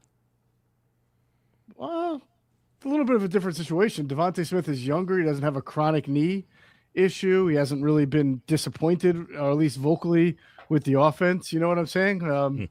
He's already made, let's see, he's about to be in the year 3 or 2 or 3 of an extension. So less money is, he's not nearly as expensive as A.J. Brown's cap number. So there's a big difference in that. Okay. But I think that they would just love for A.J. Brown to be absolutely happy, thrilled, healthy all the time, and giving 1,400-yard seasons to the Eagles. But that hasn't been the case the last 2 years. So do they want to – would they move on from him because they're sick of the drama or because they're trying to get out ahead of the decline? They would probably say B over A because that's great damage control. But obviously – if a guy doesn't want to be, it's kind of like the Carson Wentz situation, right? Well, a little bit, not exact the same, but remember when Howie said that, like Carson was like a finger on his hand, like he can't imagine not having it. And then he went and traded him. Okay. If a guy doesn't want to play for you and isn't going to be happy, you don't want that around your organization. You'd rather have him wanting to play, wanting to be happy, and believing he can flourish in your organization. Well, I'll tell you what, are we at the point then where we think AJ, without saying I want to be traded, would prefer to be traded? I think we're at that point. Now, is it because then, Geoff, he doesn't want to be here, he doesn't want to be with the Philadelphia Eagles anymore? Because a lot of people just would think, well, now that they changed the offense, is he more excited about being here, that he didn't really like, I hate you, I don't like this guy, I don't like the coach. It was more, I just don't like the offense. Or is that not accurate? Some of that stuff AJ has to answer for himself. Even the closest people to him aren't going to come out and reveal that information publicly. I think he obviously runs the risk, right? If you say, get me out of here, I want to be traded, you run the risk of getting traded to the Browns. Or another team that's not very good. But the way he's gone about it this offseason by being very gentle with his words, and even the Patriots podcast he did with Edelman got totally blown out of proportion. That was kidding around and palling around. But that's why, I look at it as AJ, it's almost like the Aaron Rodgers stuff. Rodgers just loved the attention, and he always likes to kind of get, everybody talks about him in the offseason. Is he going to come back? Where's he going to go? I feel like AJ just kind of likes playing with people. He just kind of likes messing with everybody. Yeah, I'm not sure. I just can tell that the big thing with A.J. Brown is, and he even said this after they won the Super Bowl, for him, it's not, winning is the ultimate thing, but it's also feeling like he contributed to that win. He wants to feel like he's getting paid this amount of money and has achieved this kind of stardom for a reason, and that reason needs to be part of the blueprint of why a team wins. I'm careful. I'm straddling on. I'm not trying to say it's all about him because I don't think it is, but I think that in his mind, it is his job and duty to catch touchdowns and be impactful and make a lot of plays to contribute to a win. And winning the way the Eagles have done it, they've won, but I think he hates the ugliness of it because he feels like he could do more. Yeah. It shouldn't be ugly. It should be piece of cake if they could get the ball more and do more things. Well, he had good numbers during a 3-game losing streak, and they lost 3 games. Yeah, I mean, that's a little bit of a small sample size, but yes. Just saying, Geoff Mosher from the Inside the Birds podcast. You guys are going to have a busy season coming up, obviously with free agency starting next week. Do we think that a decision on A.J. Brown will come during the next week then? It doesn't have to. That certainly doesn't have to. By the end of the draft, I think is more likely. But I get your point because teams spend money. Remember, the team that acquires A.J. Brown, the Eagles are going to have to take the dead cap. So it's not like it's going to be, as costly for the team that acquires A.J. And then they might give him an extension anyway, and that could lower a cap number. It depends. It just depends on who's acquiring him and what kind of business gets done after that. Yeah, well, I mean, so I guess the question would be, is it more likely to happen during like this free agent period because of that or closer to the draft? Yeah, I don't know. I mean, it just depends on what teams think that they can get, what they're looking for, whether or not their first offer, if they make one, is satisfactory to Howie Roseman. If it's some reports have suggested a first-round pick and then a top 100 pick. Does that clue you in, Jeff, to say that's them asking high and hoping they get something a little bit below that? Absolutely. Sure. That's what you're supposed to do. Yeah. Well, but so a lot of the people said, they've called and the ask is unserious, which then makes you kind of say, well, they don't really want to trade him, but it's unserious at first until you make the second call. I'll call you back. That's what I'm saying. It's only unserious until you realize that the Eagles aren't giving them away, and then you got to make your best deal, and then you get these GMs who start to really think about like, man, I know I'm getting played here, but imagine what A.J. Brown could do for my team if I'm like, I don't know, the New England Patriots or the Buffalo Bills. Do you think, Geoff Mosher, that the decline is coming? Hard to say. We did some on Inside the Birds, some investigation into that this year from an analytics standpoint, and there were some signs, including separation yards per target, like an analytic there, that suggest that was like a drop off by a yard over 2 to 3 years ago. So there is evidence to suggest that. It's just that it's lacking in, I think, entirety. Context. First of all, he is older. Like it's not like he's a young. I asked that question. I asked that question with some reason.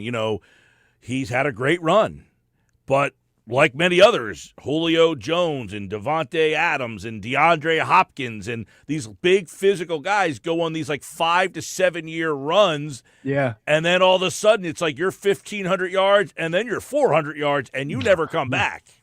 Yeah, I don't think he's dropped off that much yet, and he hasn't taken the kind of abuse that like a Julio Jones took, and I think Hopkins wound up having a tear of something at some point. Well, but that's what happens to these guys, Jeff. They're older, they get hurt, and then they just can't come back. That's fair. Sure. That's always a possibility.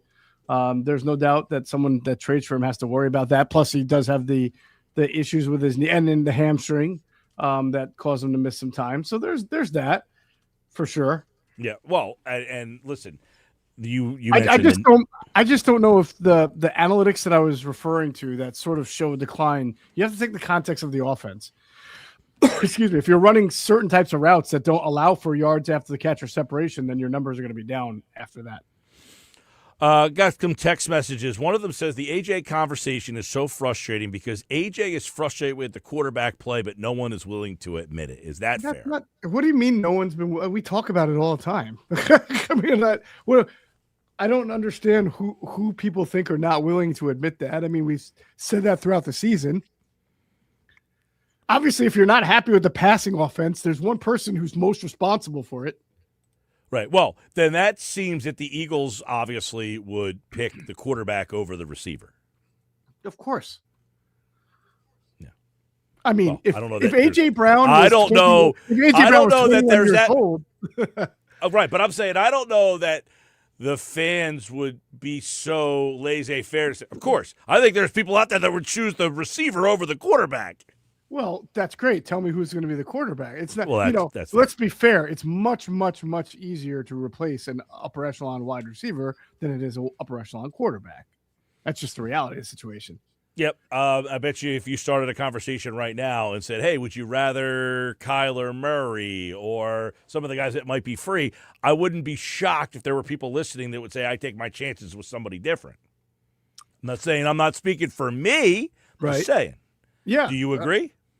That a team would – oh, you mean like a team – the Eagles would take their chances with Kyler Murray and keep A.J. Brown? I'm talking about the listeners.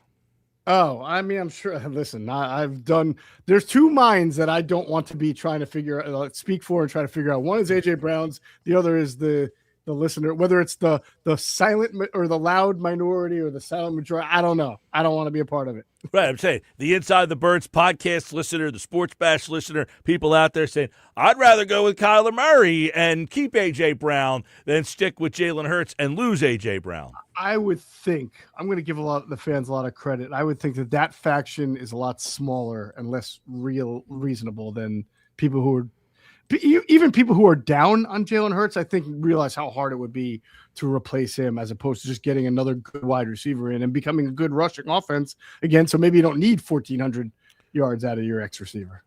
It'll be interesting to see. Jared Johnson, by the way, another coach that they interviewed for the offensive coordinator job. They've got 3 guys here who they interviewed for that job. They got all 3 of them.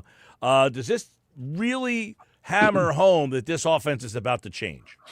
Oh, yeah. I don't think I don't think these new additions hammer it home. I think it's already been hammered home. They're just adding to the coaching staff. But, yeah, you're going to see a different offense. It's already been acknowledged. You know, Nick and Howie had a session with some beat reporters before they went to the combine. Then they went to the combine and both spoke. And, you know, in all the words, it comes out, new offense, zone blocking, motion, play action, marrying. The biggest thing they want to do, Mike, is they still want to be a team that runs the ball a lot and effectively like they used to, but they want to run it. They want to have a passing game that works off of it better than it has in the past. They don't want to be run the ball and shot play offense. They want to have a nice marriage between the two concepts. And maybe they've had that conversation with AJ. Hey, we brought a new offense in, but don't expect us to throw the ball 40 times a game. And then he says, okay, then you can move me if you like.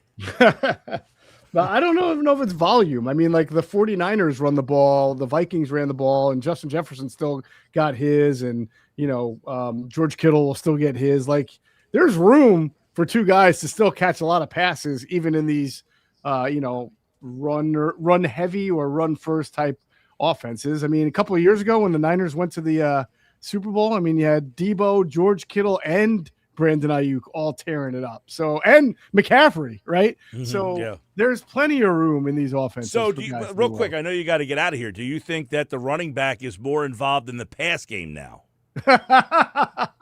Hey, new offense. You just mentioned McCaffrey. He comes from that, obviously, Shanahan offense. Yeah, well, I mean, Saquon's a good pass catcher when you dump the ball off to him, but he's no Christian McCaffrey. He drops too many passes to be Christian McCaffrey, and he doesn't run routes like Christian McCaffrey. He's above average, but he's not like – there's very few that are. Right. The Eagles have 8 losses over the last 3 years, and 2 of them happen to be with Saquon Barkley dropping a pass that probably would have sealed games for them. Geoff Mosher from the Inside the Birds podcast, they have plenty set up for free agency, which begins a week from today. We'll be all over it right here on the Sports Bash. We'll talk more free agency with Geoff on Wednesday. Thanks, man. You got it. Take care. Mosher's back on Wednesday for Football at 4, and you get Football 4 only right here on the Sports Back. Angie is watching on YouTube today. She says Jeff's take on AJ's psychology was on point. AJ was given opportunities. He dropped them.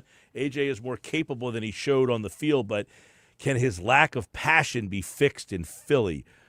You know, Angie, that's an interesting takeaway is, has AJ lost the fire to play in this town? You know, you talk about the passion. People's question, did he give up on routes? Was he not, going all out for certain plays? Does AJ just say, look, I'm just ready to move on. I'm out of this relationship. I just don't have the energy in me anymore to hold up my end of this relationship here. It's definitely a takeaway that Geoff brought up. Are you suggesting that he has lost that loving feeling? Possibly. Righteous Brothers. There you go. But I am serious, I do think if you're AJ, though, aren't you somewhat intrigued that they finally, have pulled the plug on that offense? Even if, like Geoff just mentioned, those other teams, they want to run the ball, but they still have enough for Debo and Ayuk and Kittle and McCaffrey and make it all work. And, you go to another team and they have enough touches for the guys. Right, and I think it comes back to what does A.J. Brown really want? And I think part of A.J. Brown's problem is he doesn't know what he wants. He's like somebody who he's in a good relationship, but he's just not in love with the person. He really likes the person, and he hasn't really found a way to love himself, so he can't love anybody else. Well, we know that he does have some problems with that. And listen, I will give him credit. That 9-minute video he posted 2 weeks ago, that was probably the most sincere and genuine I've ever heard A.J. Brown talk. So maybe he's finding himself. Maybe he is kind of coming to grips with the reality of being his true self. But is that going to translate into being a better teammate, I don't want to say teammate, that's not fair, but a better guy in between the lines? Because everybody believes he's a great guy outside the lines. Yeah, I don't know. Maybe I'm in the minority that I think AJ is just seeking attention. He wants to be loved. He wants the coaching staff, the front office, the team, we all just want to be fans. He wants them to say, we want you. He's yearning for that, I think. See, my only problem with that is that if you're that desperate for attention that you're seeking something. Yeah, but you never know what your family life's like or his background's like, where maybe he didn't have that in his life and he's yearning for it now. He wants that adulation from his coaches and front office and whoever to say, AJ, we love you. We want you here. He wants to hear that. Yeah, maybe. I just again, and this is where we're kind of crossing the line from objective to subjective. I just feel like for me, there's a lot of people who want a lot of things, who desire and crave and desire things in life, but they know how to handle that and still do their job. Well, he does his job for the most part. I mean, it's not like he stunk. Well, I mean, he had a lot of drops last year that were very bizarre. They were, but that doesn't mean that he didn't have like 350 yards. I mean, he still was a pretty productive 1,000 yards. Receiver. Exactly. He just wasn't up to the standards that we remember or that we're used to anyway. And I think that's where the question to U.S. Mosher is very important, which is, do the Eagles think that at his age, he's approaching the downside of the career? And Mosher said no. Well, he said maybe. Because, he did a whole analytical dismiss it. Yeah, he did a whole analytical deep dive on that, and there are some suggestions that he is. I would be more in that category that would say the Eagles would know more than me whether or not they think he's lost a step. And I give a lot of examples of wide receivers, and I would be more on that side of things, that the Eagles know in the building, maybe he's not the same guy. Maybe he's not as fast. Maybe he's not as explosive. Maybe he's lost a step. Let's move on now before the precipitous drop. To which maybe part of the reason why A.J. Brown wants to be loved is because maybe even he knows, but he won't admit it. Sports Bash Live, 97.3 ESPN, the 97.3 ESPN free mobile app. Hey, have you checked out one of my favorite restaurants in South Jersey, the Nizams? I was... where was I the other night? And somebody said, I was at my cousin's wedding. And someone at my table said, hey, I got to ask you. I always hear you talking about the Nizams. Is it really good? And I said, it's not really good. It's outstanding. Every once in a while, it's like, hey, you can get a pizza. You get a cheesesteak. You get a burger. You can go out to a restaurant. you need something different. You got to try something different every once in a while. And that's why you should try out the Nizam's Indian Restaurant. Yeah, I'm not telling you have to do it every Friday night like Pizza Friday, but every once in a while you're looking for your taste buds. You just start dancing around. You go to the Nizam's. You bring the whole family, and you just try everything. And then you'll find what you like, and then you can kind of say, all right, put this in the rotation. You'll thank me. Believe me, everybody that I know will say, hey, we've been hearing you talk about it. We've been hearing you talk about the Nizams. We finally tried it out. Those people have all been back.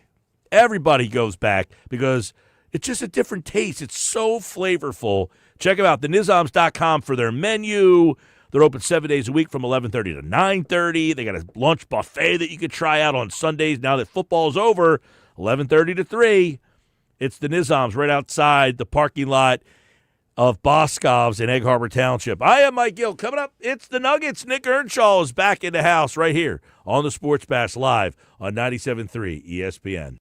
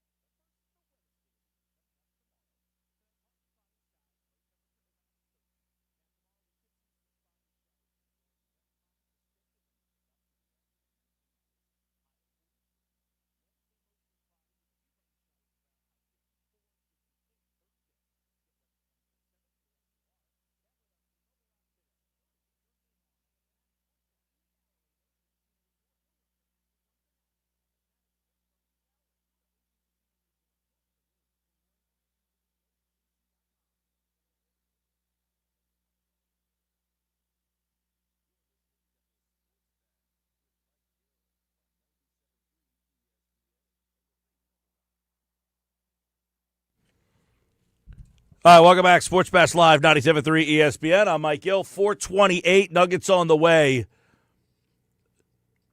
Angie is watching on YouTube. She says, those are the most unappetizing nuggets I've ever seen. Nick deserves better than that.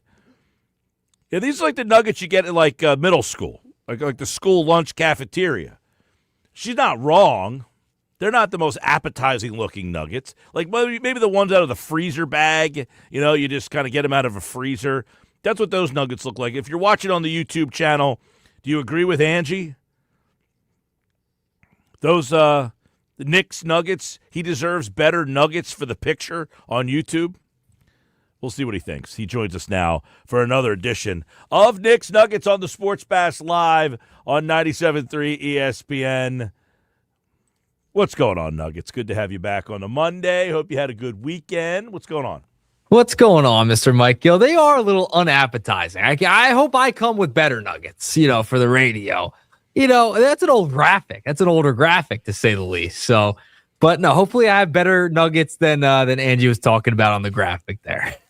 They're unappetizing nuggets. For the people who are like, what are you talking about? If you're watching on YouTube, there's a graphic that's up on the screen during the commercial break that says Nick's Nuggets coming up next. And it's a picture of Nick with a bunch of nuggets around him. And the nuggets are like in like a basket, but it's like the nuggets that you would get like in a frozen like a bag of nuggets. Yeah. You know what? I didn't have nuggets over the weekend. I did have some flats over the weekend, though. That I could tell you. I had some flats over the weekend with our buddy over at Charlie's. So, wow. Got a new T-shirt out of it, too. Apparently, they're going to put the big picture of Barry Sanders and the whole Sports Bash crew up in Charlie's. Oh, wow. I got to go check that out. I tried to go to Charlie's right before I left for Egypt, and the parking lot was full. I couldn't get a spot. Yeah, they closed for I think a week or two. And then they reopened back up. It was like their break that they take a year. And yeah, that's owner Jimmy Thomas. That's what he told me. He said they're going to put the picture up. And by the way, we're going to get up there before Clemens jersey that he gave him about 2 years ago. So I think that's pretty hilarious. I like that. All right. Well, I'll have to go look for the picture. Absolutely. I'm waiting, Jimmy, if you're listening out there. But let's get into some of these nuggets. I do want to address a poll question you put up today. Who are you more excited for this Phillies season? Andrew Painter or Justin Crawford? I think it's got to be the guy that was on the bump yesterday, Mike Gill. Right now, I pulled up the poll question. It is close. 52% say Andrew Painter, Justin Crawford at 48%. It has swung pretty big. Back in 245, when we did our first check-in, it was Justin Crawford 58%. Wow. And now Justin Crawford is only at 48%. That's interesting. Listen, I think both, you could go either way. You can make an argument for both, but man, Andrew Painter, the big guy, that is somebody that people have been waiting for a long time. Guy's 6'7". He's a monster on the mound, had a tough year coming off the Tommy John. I mean, that is the guy that I'm more excited for, right? I'm more excited to see. I want to see what they have out of this big-time pitcher. Remember, they lost Ranger Suarez. This is a pitching staff that's going to need an influx in youth. The whole roster needs some youth, right? And they're giving it to you. Justin Crawford's going to be out there at center. Andrew Painter, I want to see the stuff at the major league level. He struggled mightily coming back from Tommy John last year in the minor league. So that is a guy who I think can bounce back. I think he's got the stuff to do it. I'm more excited to see that guy pitch. I love watching a good day on the bump, like 1-run, 2-run game, pitchers duel. That's what I want to see. Not to say I'm not excited about Justin Crawford. I want to see him flying around the bases. But Andrew Painter, that guy's been talked about for how many years now about being a star. And that's who I'm more excited to see. I agree. I look at what Painter's ceiling could be, and to me, he's a Cy Young Award candidate at his best. I don't know that Justin Crawford's an MVP level. I'm not even sure he's an all-star player. I just think he's a guy that, adds to a team, hopefully, helps them win. But Painter, to me, if he's at his best, you're looking at a guy who's maybe top 3 Cy Young down the road. Maybe not this year, but it starts now. And I said the ceiling for this year, at the end of the year, if you're like, Andrew Painter had the best season you can envision. What is that season? He's top 10 in the Cy Young Award voting. Sure. I think that's a fair assessment. I mean, the hype that has been surrounded Andrew Painter has been huge because of how big he is, right? He's a monster on the mound. The stuff is ridiculous. Like, he's got stuff that translates to the major leagues, and that's why people weren't as worried about the season he had last year. I mean, listen, that was his first spring start since 2023 yesterday. So in spring training with the Philadelphia Phillies, remember, he's only 22 years of age. And, this is, another reason to the positive side, you bring back JT Realmuto. Remember, we talked about this throughout the offseason. Like, if they do bring back JT, it's not because of the bat, it's because of what he does with the pitching staff. Working with Andrew Painter and JT Realmuto, that's a positive of JT at this point in his career, right? He's been around long enough. He's a veteran catcher. He's been one of the best in the game in the past. I know, we're not thrilled because the bat isn't there like it used to be. Even the pop time's not like it used to be either defensively, but the guy could still call a game. And the glowing reviews that he has gotten working with pitchers, and you get to pair him with Andrew Painter, I think that's a really good thing. It is. And listen, I don't want to sit here and now kind of look at JT differently. It's not his fault that he's wrapped up in this whole mess. No. The team kind of did him dirty now that they're not as excited about JT coming back, because he is an important part of the pitching staff. And the team is now saying that our pitching staff has to carry us. And if the offense is there, we can, that's the formula is we have this great pitching, our bullpen's better, and we think we have offensive guys that if they're hot at the right time are good enough. Unfortunately, they have not been hot when you needed them to be hot. Yeah, they haven't. And listen, Painter's the guy that, you're essentially replacing Ranger Suarez. Like that is what you're doing. You need someone to be inserted there. I know he's not a lefty. I'm not saying that, but you need to replace that type of arm in your rotation. If he turns out to be I'm not saying he schemes, but in that realm of making an impact right away. I would say that he's not schemes, but he can make that kind of impact. Right. And that's what I said last year. When there was talk of bringing him up around July, you're thinking, man, like the Pirates did when they brought Skeens up. They brought him in the middle of the year, and he had an impact that was so impactful that you never saw anything like it. Is he as good as Paul Skeens? Maybe not. But what's to say he's not the next guy right after Paul Skeens or the third guy of that group? Look, I look at – this is how I see this, okay? Andrew Painter is a higher prospect, a more well-thought-of prospect than Nolan McLean, right? Right. From the Mets. Right. You saw the impact that dude had last year when he came up and pitched for the Mets last year. Nolan McLean was outstanding. He came up, he was 5-1 with a 2.06 ERA, a 1.04. He was awesome.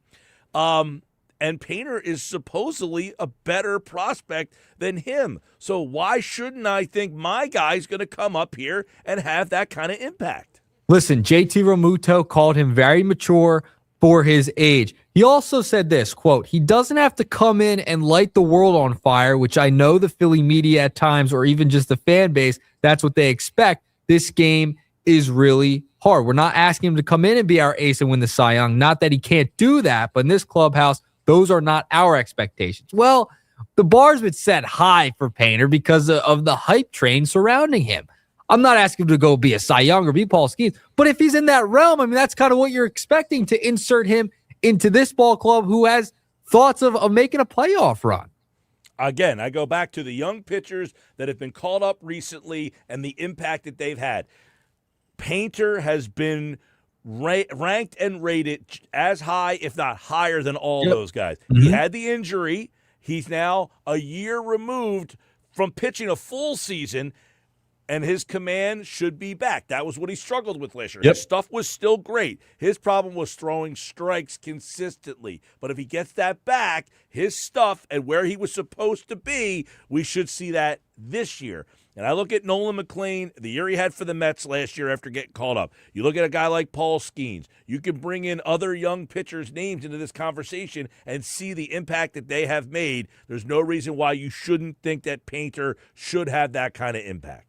No, and I hate to put the expectations on him, but that's what we expect. Guess what? I don't hate to put expectations on you when you're that good. And this guy is been around now. Sure. We've been hearing about him since he's 19 years old.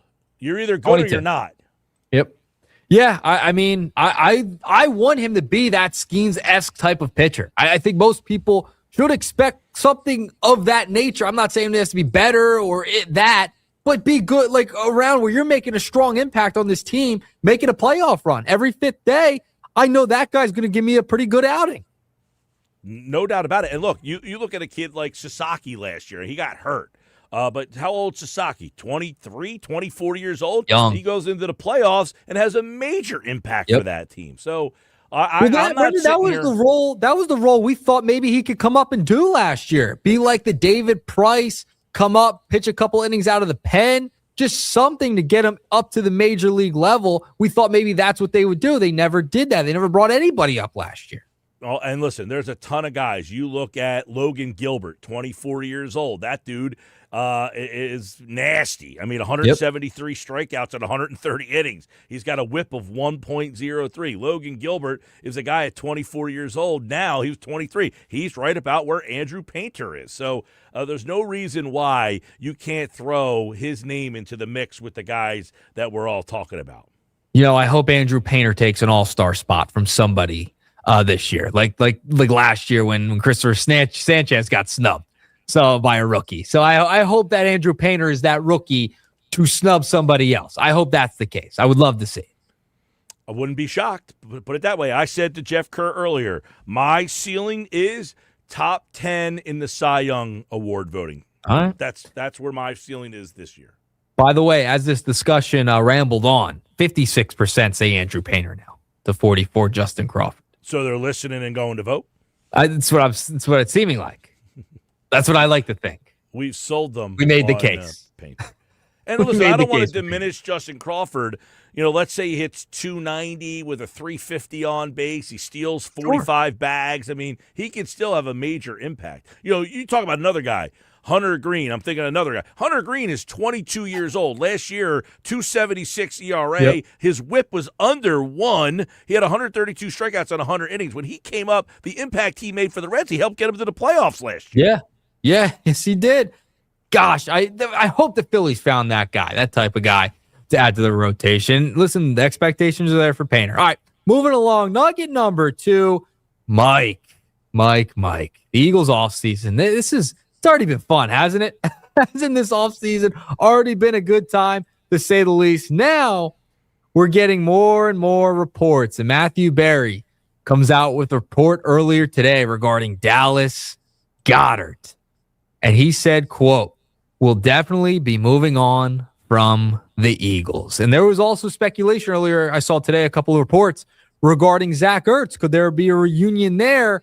Mike, no Dallas Goedert next year? That seems like a little bit of a mistake if they let him walk. Well, I don't think they have a lot of choice here. I mean, what are they willing to pay Goedert? Now, there was talk last year that he wasn't going to come back, and they ended up figuring out a way to get him back for one more season here. I think you knew that the time the sand was running through the hourglass here. Here's the problem this year is, last year you thought it was 100% that they were going to draft a guy to kind of pass the torch to him. Maybe Goddard comes back for one more year, like Goddard with Ertz, that the second guy is kind of playing behind Goddard. That did not happen, and now they don't have a tight end on the roster. So if Goddard walks, and I would imagine he does, he's just going to get paid too much money. Yep. How much more money can the Eagles put into their offense?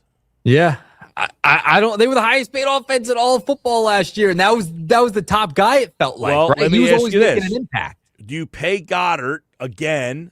I don't think that's the problem. You can't pay him another long-term deal. You can't pay everybody. Or do you bring back a guy like Ertz? He's 35 years old, but he gets like a one-year deal, like a kind of a cheap deal. Yeah, you gotta hope. You draft a guy, and that guy plays behind Ertz. I'm just very curious to see what they do early on in the draft. Like, where do they go? Are they going to go tight end earlier in the draft? They're going to go D-line? Like, where do they go? You also have the Max Crosby thing out there, Mike, at this point. Where do the Eagles have been rumored to be in on Max Crosby. You have Jalen Phillips. Do you re-sign him? the Kobe Dean rumor to the Cowboys. I mean, they have a lot of decisions to make.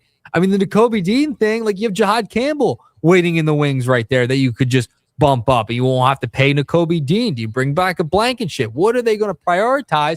And I think they got to look at the offensive line and start thinking about the future of that because guys are getting hurt. You got Cam Jurgens going down to South America, world traveler just like you, Mr. Mike Gill, getting stem cells to help him recover this year. Landon Dickerson has had injury problems since coming out of college. Lane Johnson, he is going to be retiring soon. So, like, you got to start thinking about the future of the trenches, and that's how this team has been built over and over and over again.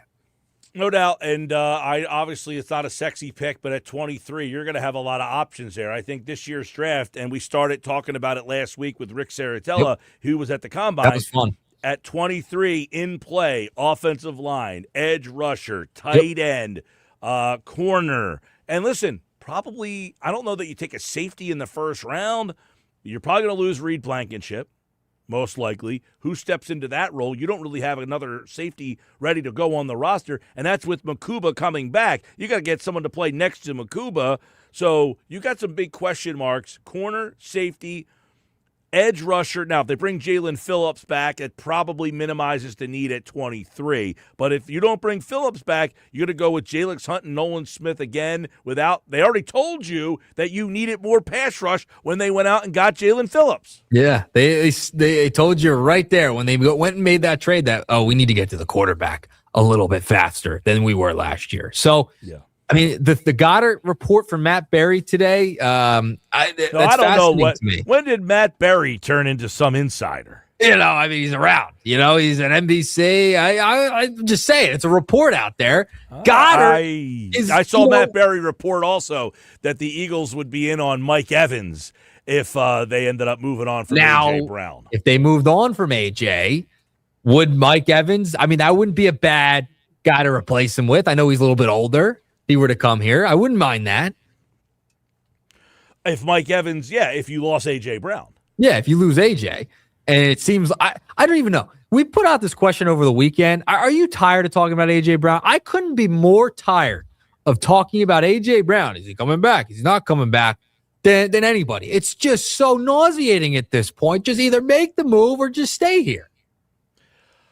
Am I tired about talking about A.J. Brown? Of course. Anything that you're like, hey, what's going to happen? What's going to happen? You want the end result here. But I do feel that the A.J. Brown conversation does change a little bit because it's, do the Eagles want to move him? Does he want to be moved? Do the Eagles only want to move him?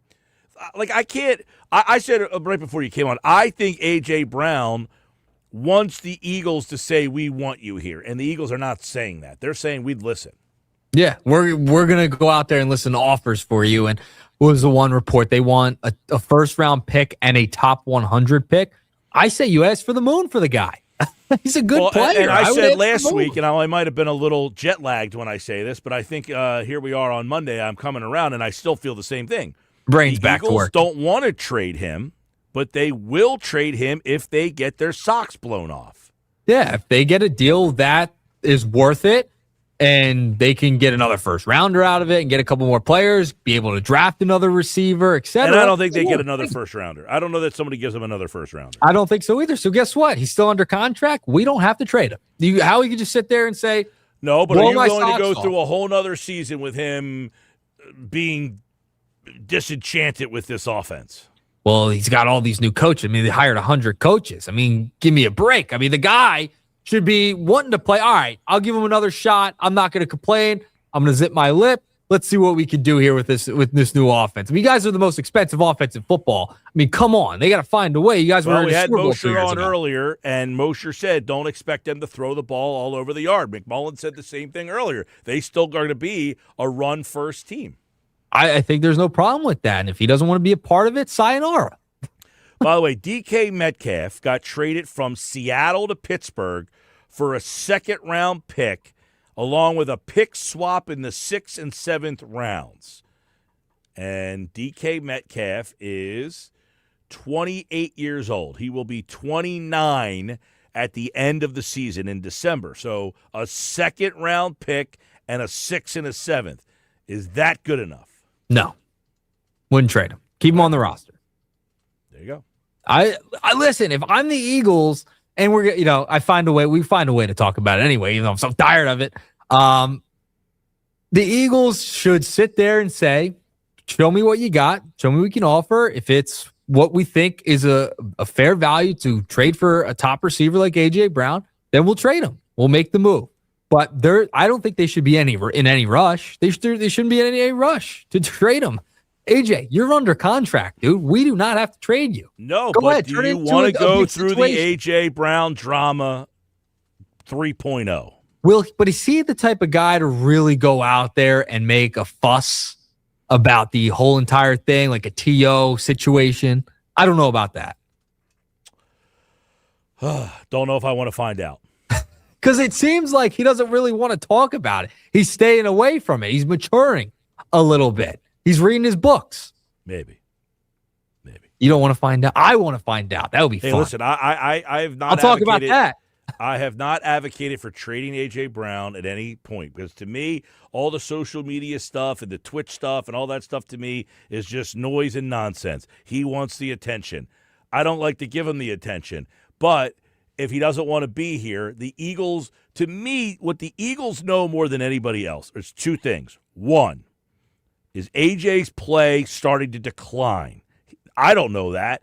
They would know that better than me. I could say, well, his numbers dipped a little bit, and you might say, well, the offense. And they might say, no, it's because he's lost a step. They would know that better than me. The second thing they would know better than me is, does he want to be here? In other words, he can't work with Nick Sirianni. He can't work with Aaron Moorhead. He can't work with Jalen Hurts. He can't work with this organization.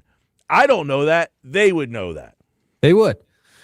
Listen, would you trade him straight up for Max Crosby? Yes. Straight up.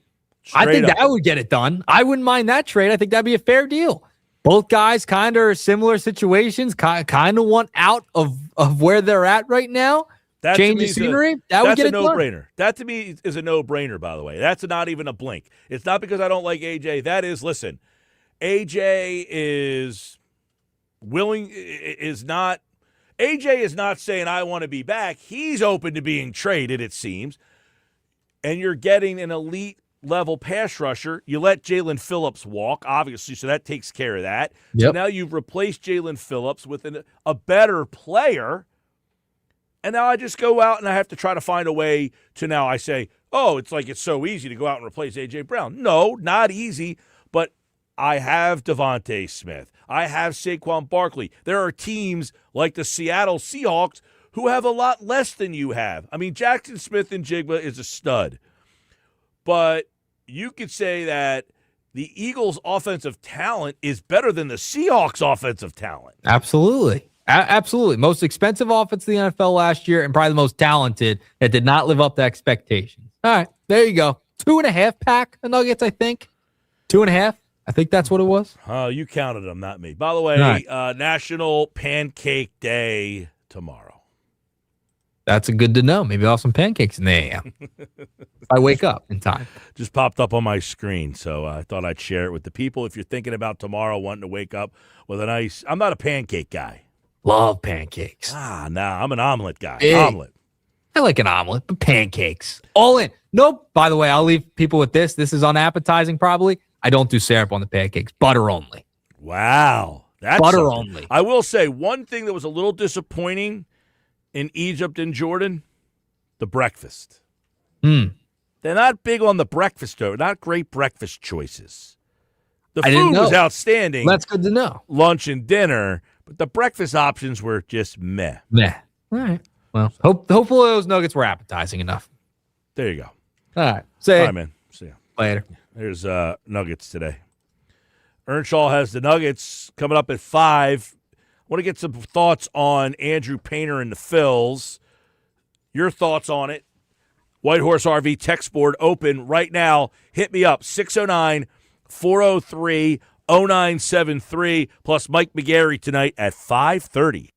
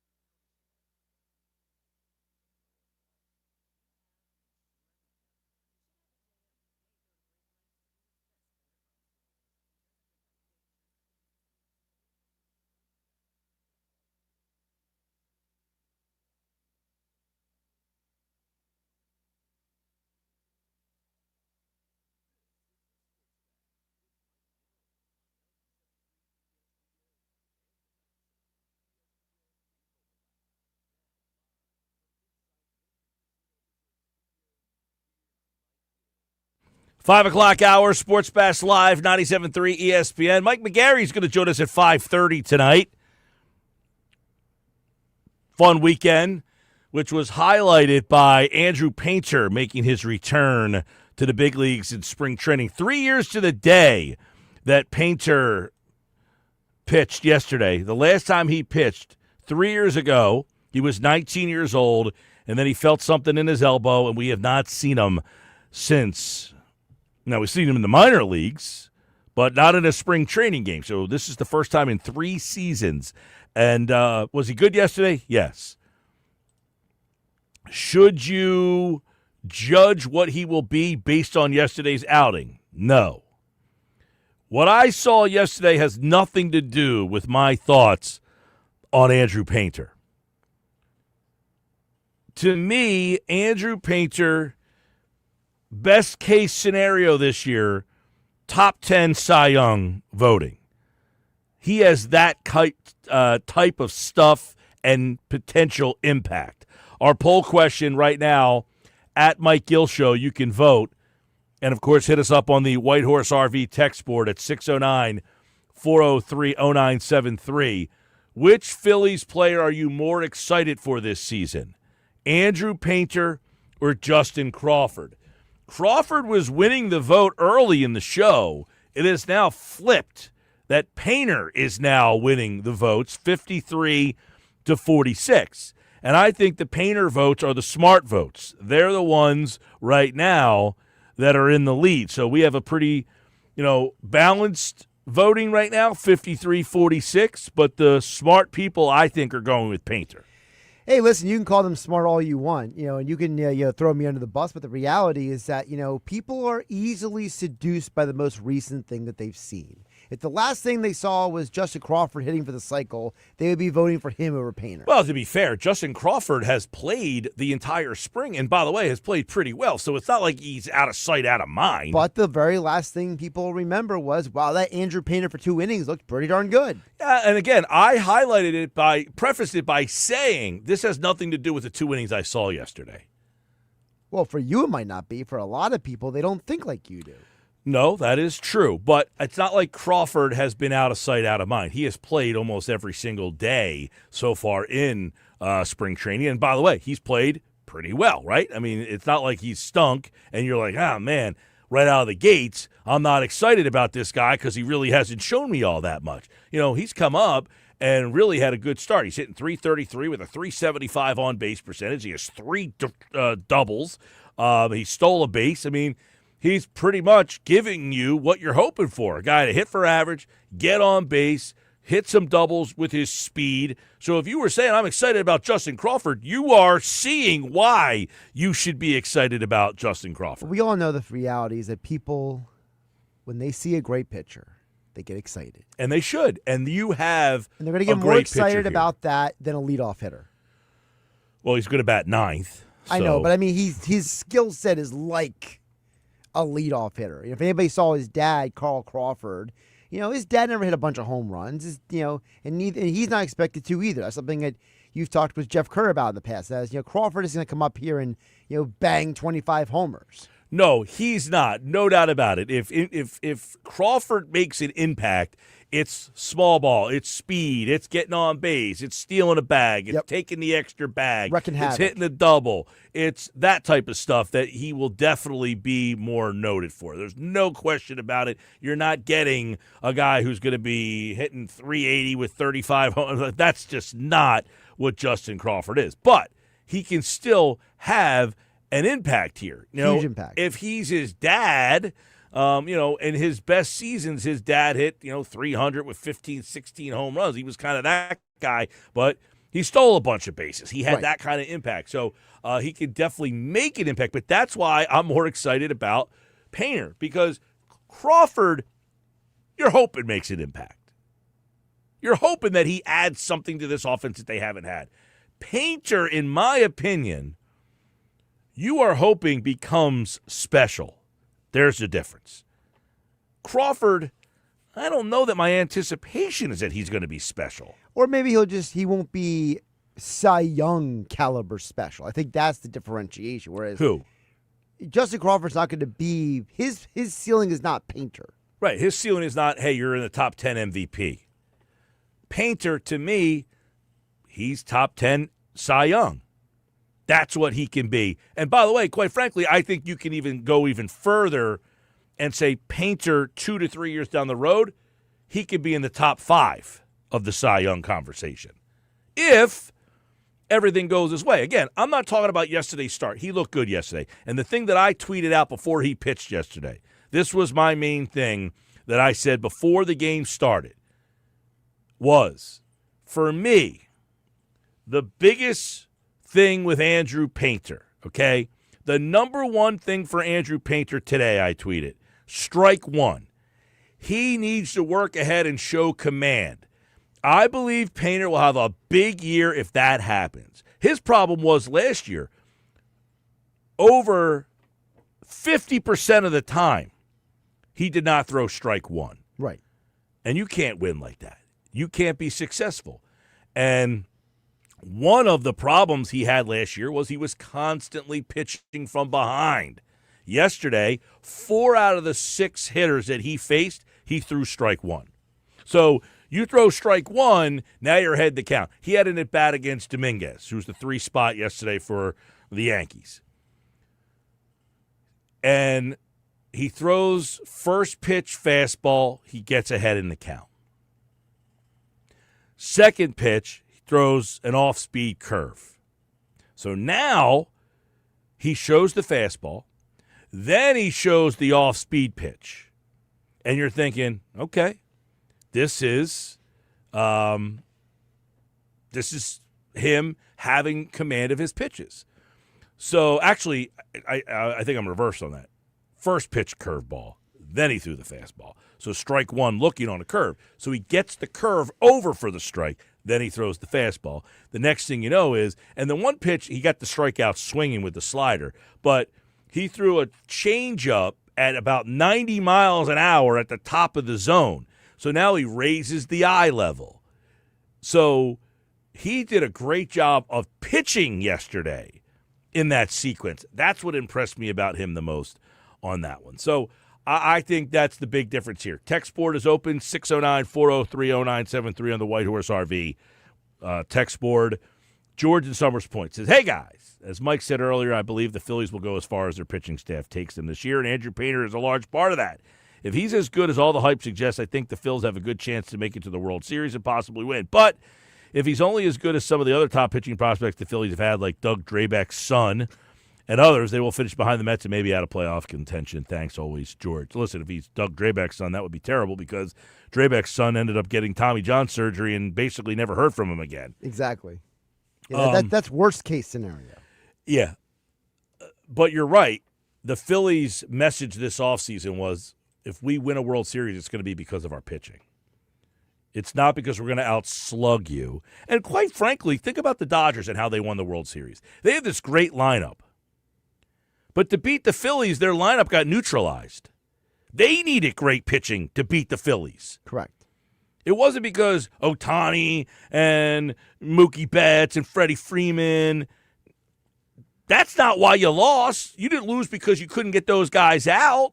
And the key is that look who they had coming out of the bullpen. It was a young pitcher who was in his first year pitching in the big leagues, who got relegated to the bullpen because there were other guys they had who could start, and he was dynamite out of the bullpen.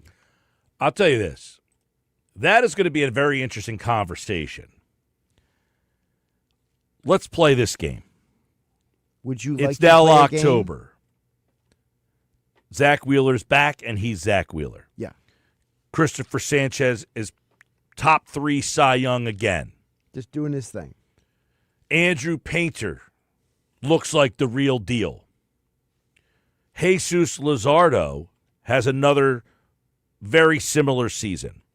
And Aaron Nola bounces back and has a Nola season. Who are your top 3? Wheeler and Sanchez, obviously. That's obvious. I would say that if Luzardo is pitching that good, you strongly got to consider him for 3. Here's the problem, as I see it. Luzardo already showed he can be effective out of the bullpen. Mm-hmm. He pitched well in those situations last year, Right, in the playoffs. Yeah, You're not putting Nola in the bullpen. We've already seen that. correct. You going to put Andrew Painter in the bullpen? I would consider it. Do the Phillies consider it? I didn't ask if you would consider it. Would the Phillies consider a guy with Tommy John? He's your top pitching prospect. Do they look at him and say, you're our Sasaki? Or do you say, Luzardo, you've already shown you can pitch out of the bullpen. You're the guy that's going to the bullpen. And you go with Wheeler, Sanchez, Painter. And then when you need that fourth starter, I guess it would be Nola. Like, are you looking at Painter and saying he can maybe be to the Phillies what was his name for the Yankees? Schlichter? Mm-hmm. Like, he could be like that kind of vibe? I guess, but to me, like, if Painter is the real deal, that's what this season is about, really. Setting your pitching staff up for October. If Painter is the real deal, what do you do with him? And Luzardo showing that he can pitch out of the bullpen gives you something that you didn't have last year, or that you had but you didn't utilize. I mean, you had Suarez, you didn't use him. Right? You had Luzardo. Well, that's maybe the other part of the question. You asked about what would the Phillies do. You and I can talk about what we think is right, but then the Phillies get to the postseason and botch this whole thing. Tim in Summers Point says, Mike, I definitely think most people are excited for both, and I agree. Listen, there's no wrong answer. If you're excited for Crawford, you're excited for Crawford, and you should be. If you're excited for Painter, then you're excited for Painter. I'm a pitching guy. I'm more excited about the stud pitcher. Plus, I think the stud pitcher on this team has a higher ceiling than the offensive player, but I'm not saying that you have no right. Why would you be excited about Crawford? And quite frankly, I could have put Aiden Miller's name in there too. Now, is the Miller back problem bothering anybody? We're going to talk to McGarry about this coming up. But is this Miller back thing worrying anybody? Backs are a little tricky. They are, but I would also say that look at his age. This might be like a growing pain thing. This might be like a, hey, your body's growing, it's developing. Maybe you slept the wrong way. You're learn how to take care of yourself better. He did talk about it the other day, and apparently he said that he played kind of through it last year, and he was, it's back. That's a little. The back is back. The back is back. Tim goes on to say, in a broader scheme, it's just nice to inject some youth into this lineup. He says, I think most fans were a little worn out from seeing the same aged roster the last few years. Well, I will say this, Tim. To be fair, Bryson Stott is what? I know you're maybe talking about guys in their early 20s, but they still do have Bohm, 29, Kemp, 26, Stott, 28.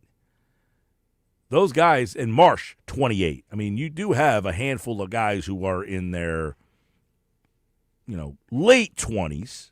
I don't know if you consider them young guys. I know what you're talking about. You're talking about the fact that Crawford and Painter are in their early 20s. Painter is 22. Christopher Sanchez is 29, by the way. He's another younger guy. But, the Christopher Sanchez contract is maybe the best in all of baseball.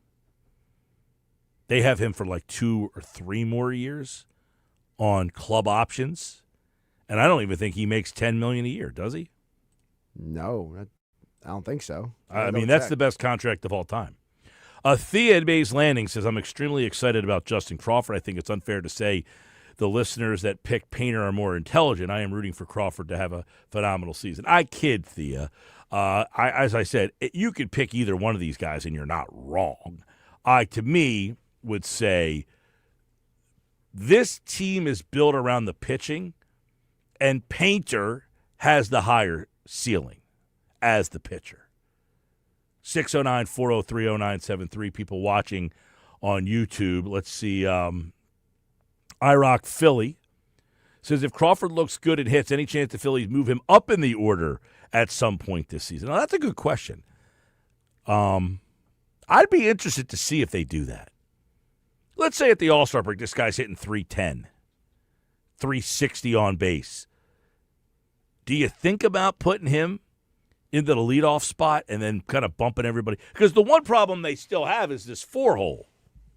So if you had Crawford hitting 1, Turner hitting 2, Harper hitting 3, Schwarber hitting 4, or some variation of that, now you're in a different spot. The lineup is a little longer. Well, that goes to the question that Frank Close brought up a couple of weeks ago when you were away, Mike, which he said, the 2008 Phillies, they were all about lengthening their lineup. They tried to find ways to not have everybody clustered at the top, whereas this current Phillies, Rob Thompson has said he really wants Turner, Schwarber, Harper all hitting in the first inning. So how would you, Mike Gill, present to Rob Thompson that, hey, Rob, it's actually better if you knock these guys down in a slot? Well, the whole I want these guys all hitting in the first inning, I agree with what you're saying. Here's the thing. I also want one of those guys to get on base, and then all 4 of them would get up in the first inning. Right. Like, I get it. There's going to be nights where you go 1, 2, 3, but if one of those guys get on, now I have a chance for my 3 best hitters to hit with somebody on base. I mean, let's say Crawford gets on. I have the most speed on the team with my best hitters hitting behind him. So I can get him from first to home on a ball hitting the gap. I have less opportunities to do. Now, you could say he's hitting 9th. I can still do that because essentially he's hitting 9, 1, 2, 3. You know what I'm saying? So after the first inning, he does kind of go back to the leadoff. He's kind of in the leadoff spot. So you don't have to be so drastic by putting them up at the top of the lineup. I mean, my ultimate idea all along has been, and I hope they do this, I mean, there's been people speculating they're going to do this, but they should put him 9th. Let him hit ahead of Turner. That's where he's going to hit, I'd imagine. Right. So then it's, your lineup is theoretically. The Stott thing's going to be interesting. Now, IROC Philly messaged again. He said Stott and Turner will platoon. Not Stott and Turner, maybe Stott and Sosa, maybe you meant.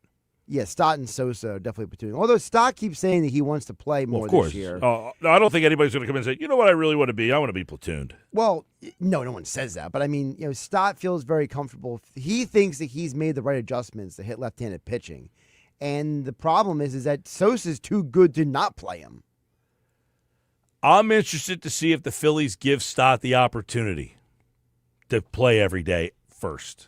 Say, listen, go earn it. Yeah, we'll give you like 2-3 weeks or something like that. Or right? do they come right out of the chutes and say, listen, we want Sosa to be in a platoon with you. Right. We that's the way that we want it. Right. What is their intention day one? 609-403-0973. Drew in Egg Harbor Township is on the White Horse RV text board. Says, more excited for Andrew Painter. Excited about both, actually, but a potential frontline starter who has a pedigree, the size, 6'7", and the tremendous stuff to potentially become a future ace. It's much more rare than a quality center fielder. Plus, he already touches near 100 miles per hour, has multiple plus pitches, plus huge potential impact player, Drew in Egg Harbor Township. Yeah, we agree. I think Painter, again, I think he's in the Cy Young conversation. I definitely think that he's top 10 this year in the Cy Young conversation, and then moving forward, he's a top 5 Cy Young guy. That's what I'm hoping for. From everything I've heard over the years, and he's the 13th, he was the 13th pick in the draft. He's the best pitching prospect. All that stuff, to me, I watch all these other young pitchers around baseball. They're in the conversation. Why can't my guy be? And if he's supposed to be that kind of guy, then he absolutely should be doing what you're describing. Mm-hmm. You had Keith Law on last summer, Mike, and he said that he described Andrew Painter, that Painter is to the Phillies organization what Paul Skeens is to the Pirates. I totally agree with that comment. And it's not only, I talked about Nolan McLean from the Mets. I mean, he came up last year. 5-1 ERA, about 2. He made a major impact for that team. 609-403-0973. 609-403-0973. Text board stays open to the end of the show. Mike McGarry from the Press of Atlantic City on the way. We'll talk a little Phils with him. We're going to get his thoughts on what his ceiling would be for Andrew Painter as well. And if Andrew Painter, by the way, pitches as well as I think he will, how will that impact this team and how deep they can go in the playoffs? I think that's another conversation. 609-403-0973. To me, there's only the question we have, the poll question is who you more excited for, Painter or Crawford. there's no wrong answer. I go Painter, Josh goes Crawford, Nuggets win Painter. Right now, let's go update the poll question. At Mike Gill Show, let's see. Right now, Painter 52%, Crawford 47%. So it's close. I mean, some people are saying, hey, I just like the pitcher. Other people say, hey, I like the hitter. The hitter hits every day. He's in the lineup, can make an impact every single day. The pitcher only every fifth day. So you see more of Crawford, obviously. But as the votes have just changed, it's now 53-46 in favor of Painter. So we'll give you to the end of the show. You can keep voting or text in at 609-403-0973 on the White Horse RV text board. That's where we kind of are with this team right now. The big stories. Watching Painter yesterday isn't why I'm having this conversation in terms of what I think he might be. What I saw yesterday, 20 pitches, 14 strikes. 4 of the 6 hitters, first pitch strikes. If he can be that guy with his stuff, you guys are all going to be saying, this guy's a stud. You guys are all going to be saying this guy has to pitch a playoff game. And I would agree with you all. Other than that, what storylines are left? Not much. Bullpen, who gets the last 2 spots? And other than that, I don't really think there's much. Turner, Schwarber, Harper, Bohm, Garcia, Marsh, Realmuto, Stott, Crawford. They're probably the starters. Sosa and Kemp, they are your platoon players. Marchand's your backup catcher. And that really leaves, I guess, 2 spots open. I would imagine Dylan Moore gets one of those spots.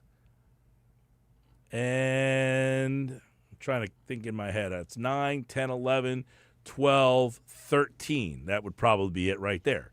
13 plus the 5 starters, that's 18, and then 8. It's 26. There's your team. I think Dylan Moore gets the final bench spot. Even though he's left-handed? Yeah, probably because he can play multiple all 3 outfield positions. Well, he can play first. He was playing first the other day. Right. I think that all plays a factor as well. And De La Cruz has a shot. I just don't see where he would play all that much. Well, I mean, the idea could be some people have theorized that, De La Cruz and Otto Kemp are By the way, competing. Dylan Moore's a right-handed hitter. I don't know why I thought he was left-handed. Yeah, that's what confused me. That's why I was like, wait a second. He's a right-handed hitter. Gotcha. Yeah. So Dylan Moore will probably get that last spot. Well, he can play first. He can play infield. He can play outfield.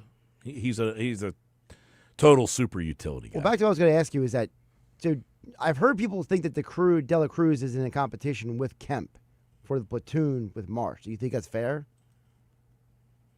Not really. I think they really want Kemp to make this team. I mean, De La Cruz does have some power, but I think they would rather see. And by the way, Kemp also plays multiple positions. Right. De La Cruz only plays outfield. Yeah, I mean, but he does have some major league history and some power that can some help them out. So maybe, and Kemp does have some options, but I mean, the way they talked about Kemp this offseason, I don't think there's any shot he gets sent back down. Right? Yeah, and if your options are between the versatile Moore and the not as versatile but powerful De La Cruz, this organization has shown a history of wanting the versatile guy. All right, Sports Bash Live, 97.3 ESPN, the 97.3 ESPN free mobile app, and you can watch the show live on the 97.3 ESPN YouTube channel and at Mike Gill Show on the X platform.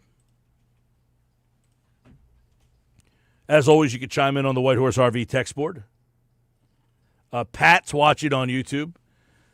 Mike, not sure which is worse, wasting your time watching the Sixers or talking about the Sixers. They stink. Who cares? And the owner sucks. Well, you kind of wrapped that up nicely there. I like basketball, Pat. I like basketball. That's why I waste my time watching the Sixers. And guess what? People like to complain, and that's why you talk about them, because people like to complain when the team is not living up to what you want. They stink, and who cares? The owner sucks. Well, right now, you're right on all those things. The team's not very good, very frustrating, and it's from the top down. I can't argue with that. It's from the top down. The whole thing is a mess from the top down, the way this whole thing is kind of mapping itself out. It's frustrating. All right, more Sports Bash on the way. Mike McGarry from the Press of Atlantic City. Late night McGarry.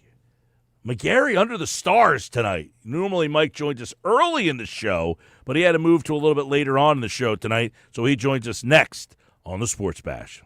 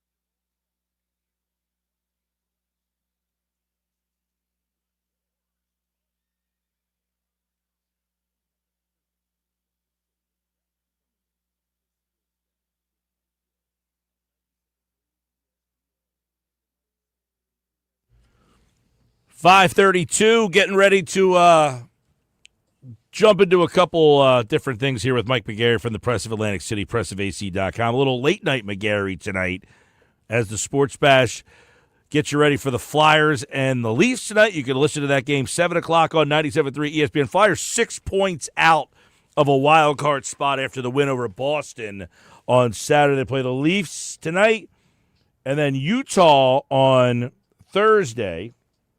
Penguins on Saturday. So that's what's ahead this weekend. You can listen to the games on 97.3 ESPN. Let's bring Mike McGarry in for the Press of AC, pressofac.com, as he joins us now. Mike, I tried to stay awake for the Sixers last night. I'm a little jet lagged still. Halftime, I fell asleep, but you know what? I wasn't even fighting it. I knew the outcome, and Joel Embiid, but I'll tell you what, I cannot believe this Boston team is one of the best teams again, and they're going to get Jason Tatum back. Yeah, it's unbelievable what they've done. Any other franchise might have been tempted to punt on the season, but the Boston Celtics and their coach, Joe Mazzulla, I think deserves a ton of credit for it. They almost took it as a challenge to sort of, prove everybody wrong. And it's almost the perfect storm because Jason Tatum goes down, and Jaylen Brown wants to prove that he is capable of carrying an NBA team, so he takes his game up a level to almost MVP level.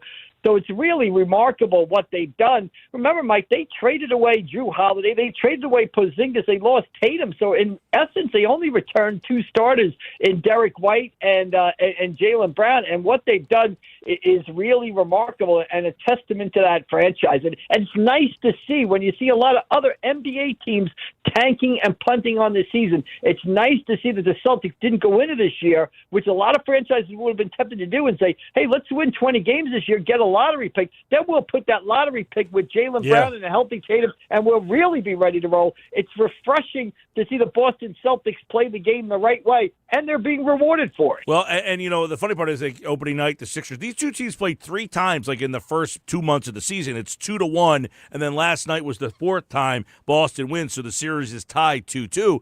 But you went back to opening night, and you're like, okay, you beat the Celtics on the road, and you kind of feel like, yeah, but the Celtics are kind of struggling along, and here they are. I'll tell you the one difference you look at, they develop players so much better than a team like Philadelphia. They get the most out of every guy, and you look at what Philly's going through now. They got no depth. They trade a guy like McCain, and you're looking around saying they got no guards, they can't shoot, and they just don't develop any of nothing. Meanwhile, Boston's got guys you never heard of, shooting 3 balls all over the place, getting every rebound, ready to go.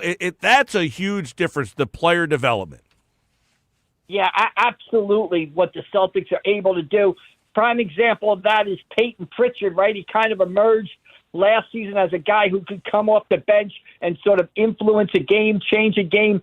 Started for a lot of this season. Then the Celtics said, hey, maybe he's better coming off the bench. He goes back to the bench and coming off the bench without crying about it, accepts that role, makes the team better. They really got something good cooking right now in Boston with just the overall feel of the franchise. And that flows from the top down. Brad Stevens at the top and Joe Mazzulla. I know you're not the biggest guy as far as NBA coaching, and I would agree with you to a degree about X's and O's, but as far as setting a culture for a team, I think Mazzulla and the coach is important at doing that. I think Mazzulla has done a fantastic job. Well, that's where, but Mike, that's where I do think the coach has an impact. They set the culture. Right. They set that. And one reason where I think that Nurse has really done a poor job is that right there, the culture, the system, the style, the playing. He runs his guys into the ground, and this whole McCain thing, I think, is really blown up in their face. The fact that this kid is going to Oklahoma City, the best team in the league, and somehow they have found a role for him, and the Sixers can't find him 15 minutes. That, to me, has really expedited the calls for Nurse not doing a good job. Yeah, the only thing I would say about the McCain thing, and then I'll address the Nurse thing, is be careful looking at the McCain that is on Oklahoma. The McCain, that almost plays to McCain's strengths. They don't ask him to do too much. If he was with the Sixers, he might need to do more. Was he capable of doing it? I don't know. I wasn't the biggest McCain guy, so I would just caution, let's pump the brakes a little bit. You put a shooting guard on Oklahoma, and let's see how much time he gets when Oklahoma is fully healthy and going to the playoffs. As far as Nick Nurse goes, Mike, I just think it's a frustrating position that all the 76ers sort of find themselves in. I don't know going forward how a team continues to exist. Now, Embiid is signed for, 3 more seasons? Do we have 3 more seasons of, is Embiid playing tonight? Oh, he's playing tonight and Friday. Oh, they're on a roll. Oh, now he's hurt his side. Now he's out for 3 games. Which team do we have tonight? Is it the Embiid team? Is it the non-Embiid team? I don't understand how the Sixers can continue down this path. And, Mike, I worry, again, no reporting about this, just total speculation. Does somebody like Tyrese Maxey begin to look around and say, what am I doing here? We play one way on Monday. We play another way on Wednesday. Is this conducive to winning and me being at my best? Or does he look at it now and say, hey, maybe I've got to go to another team here or something? I think this Embiid situation with the 76ers is just unsustainable going forward. But I don't know what the answer is. I don't know how you trade a guy who I think is going to make $69 million in 2 years. I was about to say, Mike, we all know that it seems unrealistic, though, that if the Sixers don't want to deal with this every single night, nobody else wants to deal with it at that price. Right. Well, the only thing you could do is reinvent like the Bill Walton scenario from the 1986 Celtics. Bill Walton, of course, had his own injury history, probably worse than Embiid's injury history. A team that might take Embiid is a team, that's close to getting over the top and needs Embiid to play 15 minutes, 18 minutes, 20 minutes, be a 6-man off the bench. The problem is, what team has the salary cap to fit Embiid's like $65 million salary under the cap for that role? And, what would they be willing to deal for Embiid in that situation? And would Embiid be willing to accept that, no way. That role? I mean, by the way, whenever he plays, he goes out there and plays 30 minutes and scores 35 points. It's like he'll sit out 2 weeks and come back like he never missed a minute. I agree 110%. That's why I'm thinking on a very good team that doesn't need to rely on him to get some wins while he's out, that he might be better suited for that team. But I don't know how the Sixers go forward, Mike, with, okay, we're playing great with Embiid. He's rolling. All of a sudden, it just comes out of the blue right on a Sunday night. Oh, his knee is acting up. He's going to miss the next couple of games. Well, then it comes out of the blue again. Oh, his oblique he's going to miss 3 games. Does anybody really believe? I guess he missed a game last night, so he's got to miss 2 more. Does anybody really believe he'll be on the court at the first game after this 3-game absence? No way. No way. I said, you say he misses 3, he's going to miss 13. I mean, 3 is 13 with this guy. I agree with that. I don't know how a team plays basketball going forward like this. It's got to be immensely frustrating, not only to Nick Nurse, but it's got to be frustrating to the players. Well, you heard Maxey say something about it, I think, a week ago, and he did say, look, we're playing 3 different types of offenses depending on who we have, and that is frustrating. Now, I do get that aspect of it, that it is frustrating that, he's there one night, he's not there the next, this guy's not there. That has been the story of this era so far. But I do want to go back to the McCain thing real quick, because as you said, I'm watching Oklahoma City. Here's a guy coming off the bench, he's shooting the ball well, they use him, he's running around. He's crafty. He's smart. He shoots better than anybody that this team has. The problem I have is they didn't identify what this guy did well. You didn't watch him last year and say, look what this guy did while he was here. Let's let him kind of freewheel and do that stuff. You chose Quentin Grimes, a free agent who, let's be honest, it's just a guy, over this kid who is a joy to watch, number one, and is the best shooter that you have on the team. The coach's job is to find that role for him and create these opportunities. That's where he failed. Yeah, I would just say maybe the opportunities for McCain are in Oklahoma because of the guys on the court with him in Oklahoma. teams don't have to. On the Oklahoma scouting report, Jared McCain might be the 8th guy they get to when they run down the scouting report before the game. When you ran down the scouting report for the Sixers, maybe he was the 3rd or 4th guy that you got to. So, again, and there's always the question of defense. Now, Oklahoma is a tremendous defensive team. Again, Chet Holmgren in the back of the line that got some great defensive players. Again, maybe McCain, and give Oklahoma all the credit in the world. But isn't, Mike, that an indictment on McCain's, him coming out and saying, I knew I had to play better defense here. They make me. There's your indictment. Well, again, I would say maybe, give Oklahoma credit because they recognize McCain's skills and they're not overexposing him. In Oklahoma, he can play 20 minutes. In Philadelphia, maybe he had to play 30, 31 minutes, and those extra 10, 11 minutes of defensive time out there led to him being exposed a little bit. I would agree with that if they were playing him 30 minutes. They weren't playing him 13 minutes. Well, they didn't like him defensively. Nick Nurse did not like him, and I can almost see where with Maxey and Edgecombe, two kind of 6'3", 6'2" guards, you need another 6'2" guard. Look, it didn't work out here. Right now, it looks bad for the 76ers because of how he's playing in Oklahoma. I'm just saying Oklahoma might be the perfect fit for Jared McCain, and Oklahoma might be making the most out of his abilities, while what he did for the Sixers, he couldn't do without kind of exposing the weaknesses in his game a little bit. But right now, there's no doubt and I'm not a big Jared McCain guy, but right now, you, as the pro Jared McCain guy, you're winning the argument. I'm losing the argument right now. All right, Mike, let's go to the Phillies. We saw Andrew Painter, first time in 3 years on a spring training mound, 2 innings. Gets through with no blemish. First pitch strikes 4 out of 6. What's the ceiling for him this season?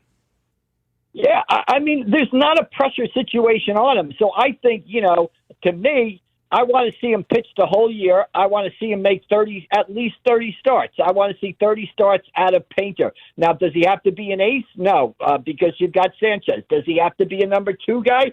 No, because you've got Luzardo. Does he have to be a number 3 guy? No, because you got Wheeler coming back at some point. So Wheeler and Luzardo lock down that 2-3 spot in the rotation.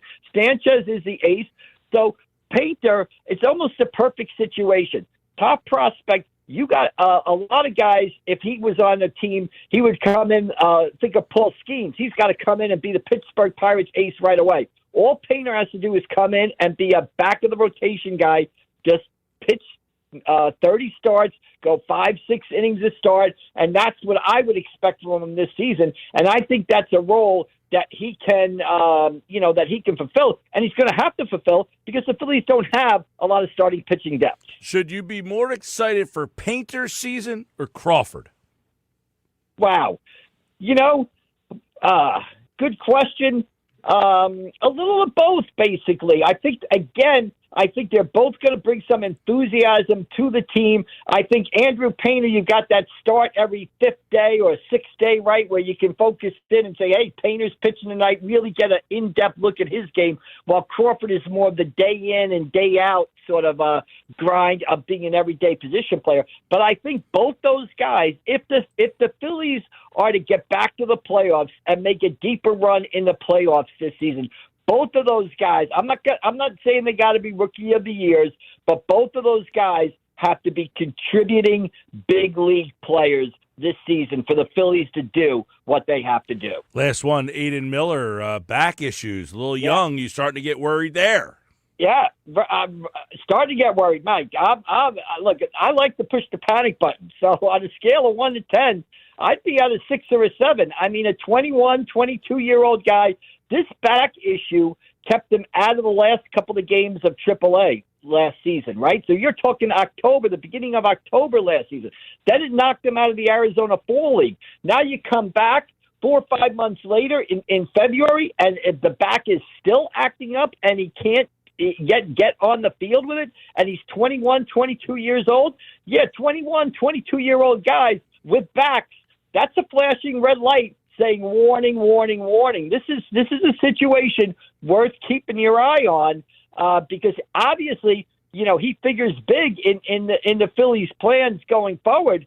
But, this is a red light warning. 21, 22-year-old guys with bad backs in baseball, not good. Not good at all. Keep an eye on that. All right, Phil's off today. Mike McGarry from the Press of Atlantic City, pressofac.com. Where are you at now? How many local teams left? Yeah, second week of the state tournament starting up today. Back with some Group 1 and Group 3 action. Ocean City boys, mainland girls, Hamilton girls. Tomorrow we'll be out Group 4, Atlantic City at Cherry Hill East, South Jersey Group 4 semifinal. I'll be at that one. Then later on that night, I'll be at Middle Township in Haddonfield, South Jersey Group 2 semifinal. You got the EHT girls playing tomorrow. So public schools are in the South Jersey semifinal level, which means on Friday and Saturday this week, we should hopefully have some teams advance to some South Jersey title games. Best time of the year, Mike. Good stuff. Check out AC Press McGarry on the Twitter X for updates on all the high school basketball playoffs. Thanks, Mike. All right, Mike, we'll see you down the road. Thanks. All right, we'll get ready to close out the show coming up next.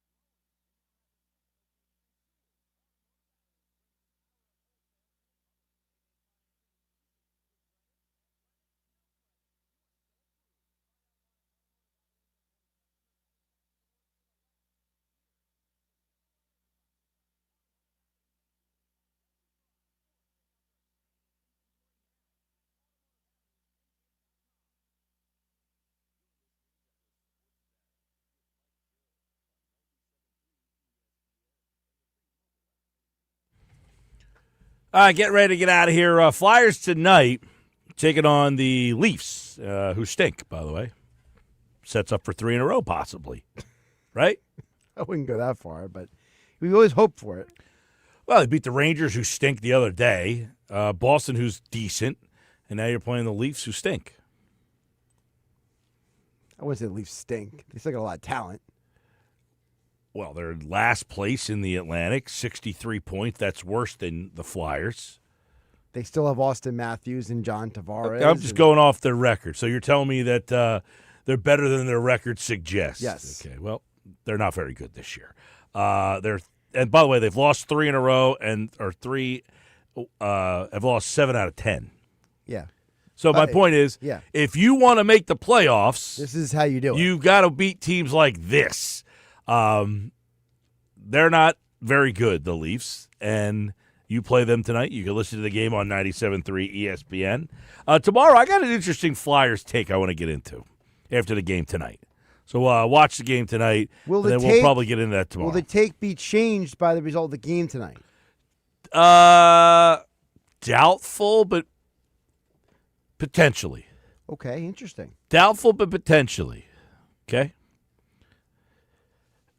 Maybe we'll do Durso tomorrow. Get his take on my take. No Phils today. No Phils. I think Phils are back tomorrow. It's weird to have a day off during spring training. You don't get too many of those. Well, we'll be talking about that. Sixers are off tonight. They play tomorrow night against the Spurs. That's a tough one. And no Joel Embiid on that one. We'll have it all for you right here on the Sports Bash. Frank Close's Phillies mailbag tomorrow. If you have Phillies mailbag questions, make sure you get them in. Have a great night.